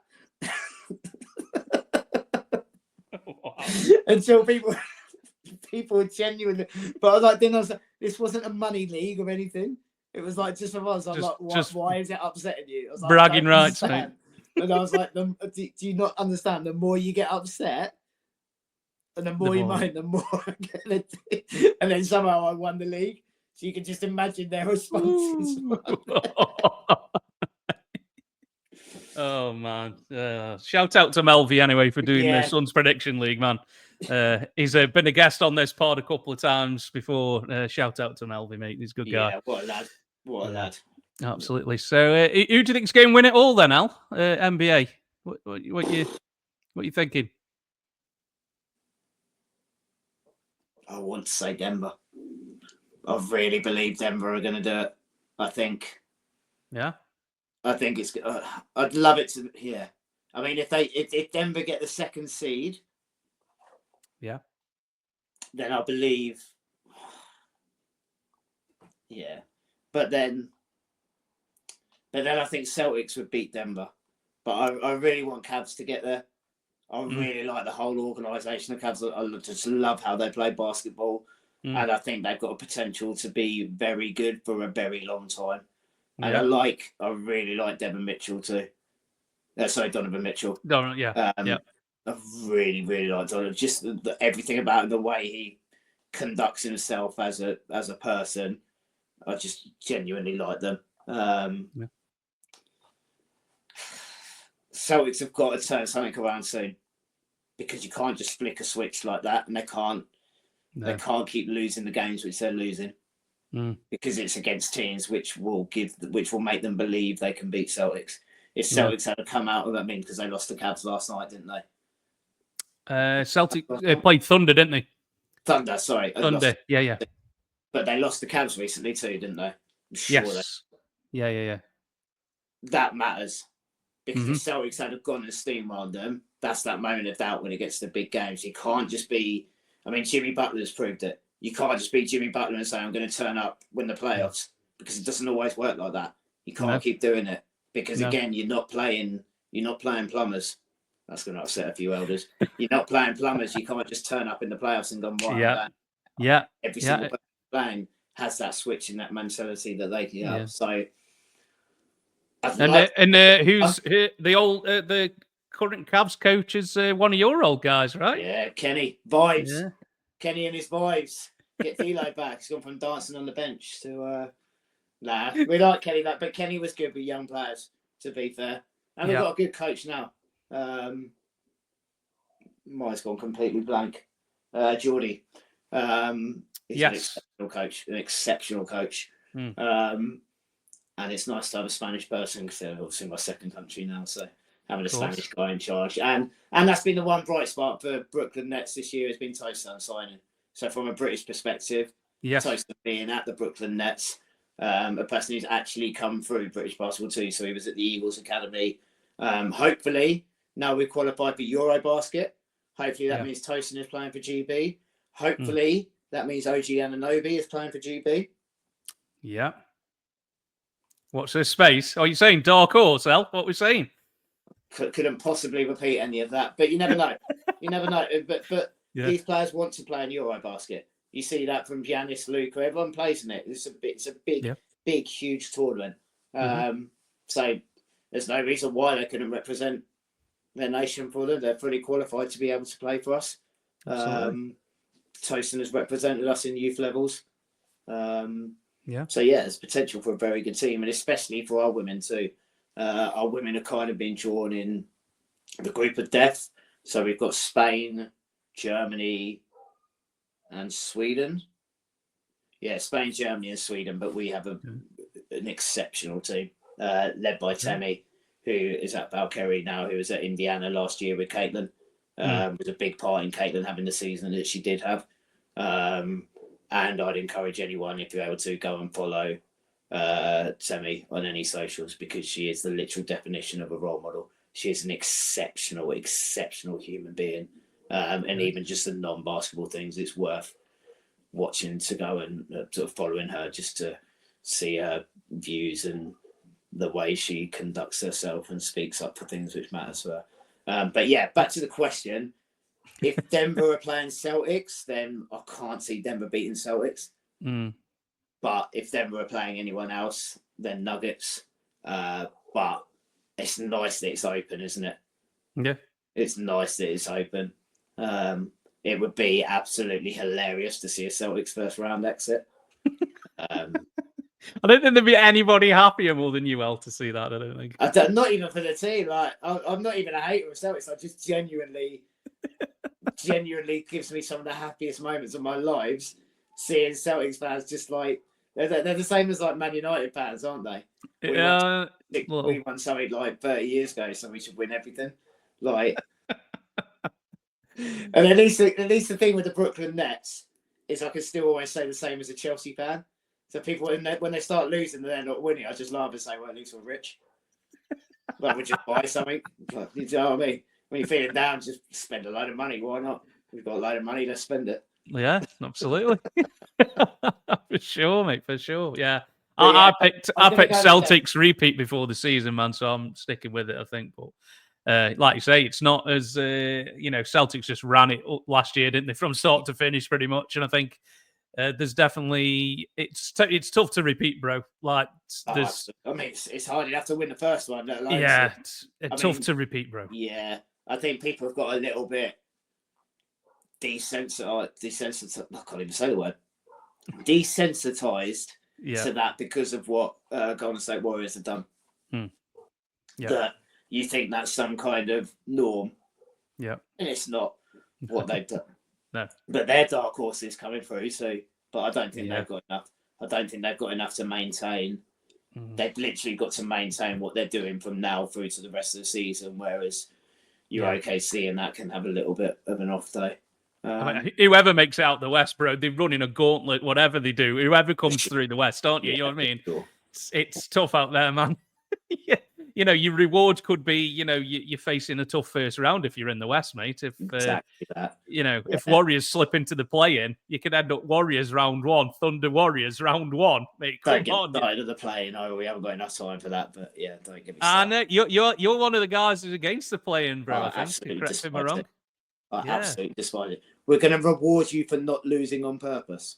Yeah, that's it. I do take the point, mate. Yeah. My big thing about it is you play an 82-game season, and you're giving a team which hasn't performed over an 82-game season the chance to advance in 3 or 4 games. Now, say you're the team which has been better over the 82-game season. Say you finish, what's the lowest you can finish? 7th? Is it 7th? Is that right?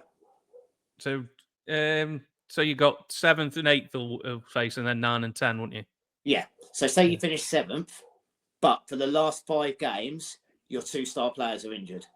So you've been consistently the best over 82 games, but then for those 2 games then going on, you lose against 8th place because your 2 stars are out, then you lose the other game. Yeah. You've been better for the whole season, but you miss out because of luck. Yeah. Do you know what I mean? Over 3-4 games, that's luck. Over an 82 game, it's the best team goes through. That's the thing which I don't like about it. But then if I'm saying that, I've got to understand that, again, it's a marketing gimmick. That's what it is. It's a marketing gimmick to extend it to give other teams a chance. So I can't back the NBA in other points of it, then criticize them for that because I get it. But I get what you mean, though, bro. You can't finish in the top 10 out of 15 teams, or even in the top 8, and you can't do it over 82 games. You're probably not deserving to be there. I get that, bro. But I think people just like that one-off game kind of scenario, don't they? Game 7 thing, isn't it? And I get it. Yeah, which is fine, but I just don't agree with it from a franchise point of view because to me it's just it's a gimmick. To me, it's a gimmick, but I'd probably accept it more if they just said that. If they said we're doing this because we want to create a couple of one-off games, rather than saying it's to stop teams tanking, because it clearly doesn't work as that. And to reward someone for not losing on purpose, that's not a correct thing to do. Like, thanks for trying. I mean, they're trying to address it, but might not work. Just give them a sportsmanship award and $100,000. Like, just, do you know what I mean? Like, yeah. And let the best 8 teams. That's because what I'll always say is I want the best 8 teams over an 82 game period to be playing in the playoffs. I don't want the 10th best team to be playing, because, all right, the Heat had their freak run a couple of years ago, but 9 times out of 10, that team that finished 10th are then just going to lose 4-0 or 4-1. Yeah. Whereas the team which finished 8th and were consistently better than that 10th team, all right, they still might not win against the 1 seed, but they're going to put up a far better spectacle of watching. Sure. Yeah. Yeah. No, I get your point, mate. I do get the point. Yeah, but I think ratings-wise, they've been massive for them, aren't they? So it's probably not going anywhere. Just give them a trophy and do like the 9th and 10th place playoff. You got to do that. Go 4 Olympics. Just have a 9th and 10th place, 11th and 12th, 13th and 14th. Everybody gets a medal, bro. Yeah, and then just give the Washington Wizards 15th place every year. Just why not? Oh man, yeah. I mean, some of the 9-10 matchups in the East in the last couple of years have been rough, bro, haven't they? Like we don't even want beer here. I mean, the Nets can still get in the play-in, and I'm just like, what is this? Like when I see people go, we can still get in the play-in. I'm like, what? Yeah, I mean, the Bulls just wanted to tank. They got rid of all the best players, and they're still in the play-in. Exactly. Like, they don't even want to be here. Like, what we're doing? It's crazy. I mean, because Charlotte Hornets have just been fined, haven't they, for tanking on purpose? Like they did it against us. They were, I can't remember if they were 1 point up or 1 point behind. The last play of the game, and they just got an 8-second violation. Which was brilliant, by the way. I'm all for shit like that. I absolutely loved it. But the Nets fans were going off like, why can they tank on purpose and we can't even do that right? I was like, I'll tell you why, because we've got Sean Marks in charge. It always circles back. Always circles back. He's the root cause. He's the root cause of everything bad with the Nets. Anything goes wrong, blame Sean Marks. Do sense a running theme here, bro. I'll be honest. Last segment before we head out, dudes. Obviously, can't not talk about jerseys, bro. We've got the king of the drops on, the Sultan of Silk. What have you got? A kind of couple, 3, however many you want, mate? You kind of jerseys that you like this time? Do you know what? The Nets is good. Nets is good. Yeah, I really like it. A lot of people don't. I think for some reason, people in Brooklyn don't seem to like Cause. They've gone off it. I don't really understand why. But personally, from a visual perspective, I like it. Washington Wizards. I mean, they've got to have something going for them, but actually... You did big them up in the preview earlier, didn't you, bro? Right, but like I say, for the last few years, their city editions have gone hard, like really good. I'd love to say the Raptors, that it was such an amazing concept. Yeah. But why the fuck have they put it on the... Why is it off-center? I don't know. Why is Barney doing a Vince Carter dunk off-center? It drives me nuts. It looks so bad.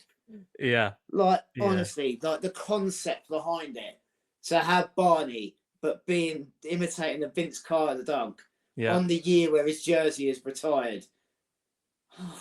And then you fluffed it. It's so infuriating. Like, it drives me mad. Yeah. I just can't get over it. I genuinely can't get over it. I sense the disappointment, Tel. I'll be honest. Just so upsetting. Because the most annoying thing is because all the old heads, there's no originality anymore. Nike aren't even trying. Let's blame this on Nike. As if these $1 billion NBA teams don't have a say in the design of their jersey. Are you worried about that? I think they've just given it to Sharon, who fucking sits in Oregon in Nike, and go, can you design all 30 of the NBA jerseys, please? Like, and this was the one chance to go, all you old heads, stop moaning. And now me, the old head, gets to moan because you fucked it up in a different way. And I'm your biggest defender every year. But yeah. Oh dear. Like, it's must try harder. Must do better. Yeah. Hey, mate, maybe that's the next role for you, you know, jersey consultant. I mean, you know, I've offered it out there, mate. Have you? Have you? I'll say this: the one problem which a lot of teams face is, I'm going to try and word this without me seeming like I'm slandering anyone, because I'm not. It's a lot of time. Organisations will get graphic designers to design a jersey. There is an incredibly big difference between how a jersey looks on a screen to how a jersey looks in reality. And like I say, I don't mean that with any disrespect, but if you're asking someone at Gucci, Chanel, Burberry, whatever, Tiffany, to design something, they'll go to a seamstress or a fashion designer. They get someone which deals in textiles to do that. And that's why a lot of these times these things look brilliant on all the socials, but there's misses in there. But let's not get this wrong. The designs Nike have come out with are the best jersey designs there's ever been. Right. Okay. Full stop. And I'll say that as a person that's handled probably around 20,000 jerseys by now. Now, the proof of that is you'll look at people you'll go, what's your favourite jersey? Most people will say Raptors, the Barney design. They absolutely hated that when it first came out. Oh, and they did. All of Canada thought it was a joke, and they were being worldwide for it. See how it was along. Most of the other ones were just their name. Yeah, the Grizzlies one was the same. The one that's massive, the turquoise or what teal, whatever color it is, can't think. But they hated that too, bro. At the time, I'm old enough to remember. Unfortunately, some of the jersey designs now, the concepts of thinking, like especially when you get to the actual authentic jerseys and you see the attention to detail, the little hidden features. I'll say it's the last year's Golden State Warriors City edition. Yeah. People just thought it was random wonky things across there. Yeah. It wasn't. It was tram lines from San Francisco. But the thing is, on the shorts, on the back of the shorts on one of the lines, they actually had a little tram stitched into it. Nice. Like as if it was and just little things like that. Yeah, the detailing. Obviously, I see these ones, so I notice them every time. Like, once you take nostalgia, I get nostalgia. Like I say, I'm an old head myself. I'm not a kid, so I understand nostalgia, and I do it with things. But we are in the best era of jerseys that there's ever been. And I can guarantee you, in 20, 25 years, with whatever's going out there, people will look back on half these jerseys, and they'll be going, we want that as our classic edition. We want that as our classic edition this time. Yeah. That's my only gripe, is that there's too many jerseys come out each season. Yeah. Yeah. There wouldn't be too many jerseys come out each season. If they were 50 quid each, I'd be fine with that. But when you're doing 4 jerseys a season, especially if you're doing authentics, 4 jerseys a season at 250 quid. Yeah. Nah. If I'm spending £1,000, I'm buying a game worn jersey. Yeah. That's my only gripe. But the designs of them at the moment, and just, again, don't look at also the other thing about them now is you have to look at them holistically. So teams aren't just designing a jersey, they're designing a court. They're doing everything at it, all of the media around it. Whereas if you think the jerseys from the 90s was to then go in front of a brown screen, it wasn't even a green screen. It was a brown paper fold out with a guy who's just come from shooting. Let me reword that because that would be very wrong. who's just come from photographing in American schools. Yeah. To doing the NBA and they're holding a ball or that, like, do you know what I mean? Everything now. And I said that about a lot of them, like the Miami Heat last year, the black Heat culture jerseys with the red on them, their court, and I was insane. Just to see the photography and everything from there was immense. So you have to, again, it comes back to what I'm saying. They're marketing agencies. And if you just had a plain jersey on a plain court, that's not what the kids want. And I'll always say that now. That's what the kids want. Same thing when it comes to the All-Star game. The kids don't want to see someone playing tough defense. They want to see Steph Curry shooting from 50 foot. Yeah. That's what they want to see. So we can moan as much as we want that the All-Star game is trash. It's not. Yeah. It's not. No. It's because it's selling what needs to be sold, which is kids, which is the people which are going to be involved in the NBA for the 40, 50 years to the point where they're moaning about what is happening now. Yeah. But then their kids are going to be involved in it because they love the NBA and they're going to be taking those kids to those things. Yeah. So that's a great point, bro, because, the All-Star game is not for us, is it? I love it. I see for what it is. But, do you know what I mean? I didn't pay much attention. The only thing I remember from the All-Stars was my first memory of basketball, which is Spud Webb doing the dunk contest. Yeah. Because I used to see it on a VHS we had. Yeah. I watched Space Jam, but like, I don't get it. I don't. Again, where I say coming from the player's mentality, why are you going to bust your ass in an All-Star game where the only possible outcome is you get injured? Yeah. Why are you going to risk yourself for that when no one else is? You're not going to. You're there for fun. And do you ask the players? They love All-Star weekend because it's a chance for them in a insanely crazy schedule to actually relax for a minute and have fun with your peers. Yeah. So it is what it is. That's why they're not doing dunk contests, because it's just the potential for injury, and whatever they do, everyone's going to say it's trash anyway. I don't remember the last guy who got injured in an All-Star game though. That would be my pushback. Because they're not trying. Yeah. Because they tried, if anything, that's supporting the point that you've just said. Yeah. But even back in the day, I don't remember anybody getting injured in an All-Star game. Even in the 90s, even in the 2000s, I don't remember anybody. But then I see clips of the All-Star game and they weren't playing full-out defense. Oh, no, but it was more than what they do now. Yeah. But that's the way the game is now anyway, isn't it? Well, that's probably a deeper-rooted thing, isn't it, Al? Yeah, absolutely. Yeah. But I just didn't watch this year. It's the first time I've never watched. I've been following the NBA since '95, and it's the first year I didn't watch, and I'm okay with it. And we move on. I quite like the concept of the tour. The only thing that I didn't like was these Rising of Stars thing. Yeah. Because that's not an all-star for me when you've got Kyrie sat at home.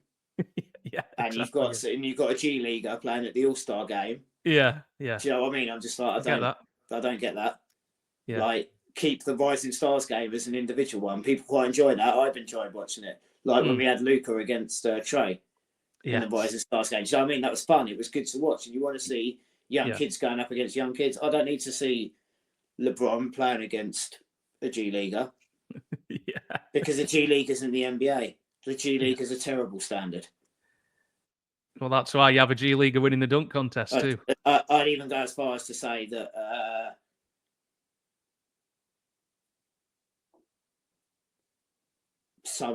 I reckon if you got the best, say I'll reword this properly. People are going to shout at me. If you got, like, say, the London Lions example, top of the Super League basketball, and you got them to play a G League team, but you took out the two-way players, the London Lions would win most times. Take away the two-way players, and the standard is not good in the G League. Not good at all. Not good at all. And again, I don't mean that with any disrespect. I'm just comparing standards of basketball players, and to just say I don't want to see G League players at an All-Star game. I don't understand it either from a marketing point of view, because none of these kids know who you are. You can't buy their jerseys. You can't go and do anything. So Yeah, it's weird. Yeah, at least they've tried something. They tried it, didn't they? Maybe it didn't work. They come back again with something else, or But I they quite like the run it again. format of each quarter, first to a certain amount of points. I like the idea of that, to go into charity too. Like, I thought that was a good concept. Yeah. But I guess they're going to have to keep switching up, because even when they get it right, they're going to face backlash, aren't they? For whatever they do, mate. Yeah, that's the thing, isn't it? It's a minefield, isn't it? If you fix one problem, somebody else is not happy now because they've changed what they liked already. And I mean, that's the thing about jerseys, isn't it? Some people find a particular jersey amazing, other people find it hideous. But that's the joy. But that's the thing. The hideous jerseys are always my favourite. I love ugly jerseys. I just think they're brilliant. I adore ugly jerseys. Yeah. Have your favourite ones? Love that, mate. The best one you see that's saying that about G League, my favourite one is a G League Long Island Nets jersey, which it was for some cancer awareness, but it was just like random brown and blue and red, like blobs of colour. Like, it's just a hideously ugly jersey, but I haven't been able to get hold of it anyway because I only wore it in one game. But I did have a couple of the SpongeBob SquarePants Nets G League jerseys, which was just the ocean on a jersey with like, what is this? But I don't know. I've never watched SpongeBob, but what's it called at the bottom? I've no idea. The place where they live is like called Craggy something. I don't know. But yeah, they were just terrible. But I had to buy a couple of them. had to. What's the jersey collection looking like, Al? What number are we in? 3 figures or what we in? To be honest, I completely switched what I was doing because I was just collecting them all. But now my collection is mostly British basketball, but of people I know. Nice. Because that means more to me, and it's a little bit more. It's a little bit more individual. So it'll be game worn jerseys of players. Like, my favourite jersey is Ramon Fletcher's last ever professional game. I've got his jersey from that before he retired. He's now coaching at Green Bay. But yeah, so I've got he was my favourite British basketball player, and I was lucky enough that he played at Manchester Giants for his last season. So he came to the shop to give me his final ever jersey. I've got one of Kofi's jerseys, Josh Steele's jerseys. I've still got a couple of classic Nets ones. I've got a Tosin game worn on the way to me. Nice. So yeah, I'm more just collecting players ones. Like, I've got a Dirk Williams London Lions jersey, a Sam Decker London Lions jersey. Who else have I got? Mo Salade, because he played at Unicaja, which is the team in Malaga, and also played at London Lions. So that's where I'm from. So a collector in Europe found that and sent it through to me. So yeah, my collection is very, very niche. It's not necessarily high in value, but it's high in value to me. Yeah. Which are like, and the other ones I've got a signed Sohan jersey in there, and a couple of other ones on there. Like, I mean, like jerseys which matter to me rather than just collecting all the Nets ones, because I've done that from there, but there was nothing particularly like everyone had the ability to get those jerseys. Yeah. So I was like, actually, let's make my own collection, something which matters to me, which I'm going to keep for a long time. And you get to the point where you're like, the monetary value doesn't really matter. Like, the most valuable jersey I've got is a Buck Williams original Nets one from the 80s, Stan Nick McGregor one. Yeah. But apart from that, yeah, for some reason I've got a signed OG Anunoby Knicks jersey. Really? Yeah, I queued up at the NBA store to get that. Did you? I wanted to ask him, how much do you hate being at the Knicks? I've never seen him smile since he's been there. He's just been listening to the Hoop Genius podcast, and he was just thinking, secure the bag. He was the highest paid player in the NBA, wasn't he? His contract. At that point, yeah. And he was like, right, I'll secure the bag. I hate being here. I'm not going to smile once as soon as my contract's up. I'm gone. Fair play. It is a very nice payday. Not going to lie. Exactly. It's like, I get to play. So mind you, if you know you have to play with Mikal Bridges and you're relying on him to win you a championship, you're not going to smile much, are you? Oh, Thanks for the 5 picks, Mikal. Mikel's a nice guy, though, isn't he? Well, that's the problem. Look, power of friendship, and then they ditch Julius straight away. Poor guy. Genuinely put out a thing saying power of friendship, and then 2 weeks later, bye, Julius. See you, buddy. Thanks for the memories. Exactly that. Oh, dear. I don't know. No, good luck to the Knicks. No, you don't mean that. There's a thing, though. Like, you know, when they seem to think like there's the obsession. And most of the time, we genuinely don't care. Like, we really couldn't care less. But every Knicks fan is like, their one comeback is they're like, rent-free. And it just tells you that every Knicks fan you're dealing with is a 45-year-old man. So, I mean, like, never had any witty comeback, and they're like, rent-free. It's like, well, not really. Like, you're going to mention them. You live 5 minutes over the road.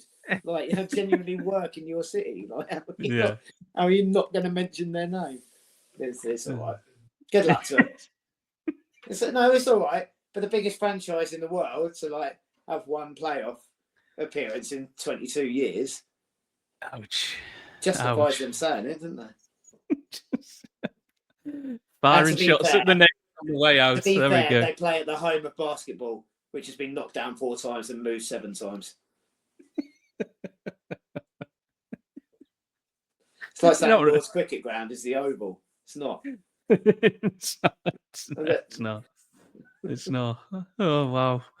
Sorry, Knicks fans. Hope you don't react. I'm sure they'll have something to say to you, bro. but probably rent-free. Yeah, rent-free, man. Oh, dear. Well, I think that's all we've got time for, bro, unless there's anything else you want to discuss. My iPad's on about 7% battery, too. So, oh, wow. There we go. Rabbited on enough. So it's all in the timing, mate. But a pleasure to have you on, bro. We finally got to do this, and it was good talking hoops for you for a couple of hours, bro. So thank you very much for taking the time, dude. So if you want to tell people, if they don't know already, I mean, if they don't know now, then they won't. They probably never will. But if you want to shout out where people can find you on the socials, find the website, and where your shop is and stuff like that, man. Yeah, so socials, Instagram is Hoopin and Lootin. Twitter, X, whatever we're calling it these days, is Lootin. They decided to shorten my name after about 3 months. Got no idea why. That wasn't great. But the website is hoopinandlootin.com. If you follow me on Instagram, you'll see a stock preview because there's new stock. Goes on site every single Friday at 7 p.m. The original, the home of the Friday night drop. And just when I said that there were some very nice City editions this year, this Friday, 7 p.m. Well, I don't know when this is going out. So if this goes out tonight, if it goes out before 7 o'clock Friday, if not, tune in next week.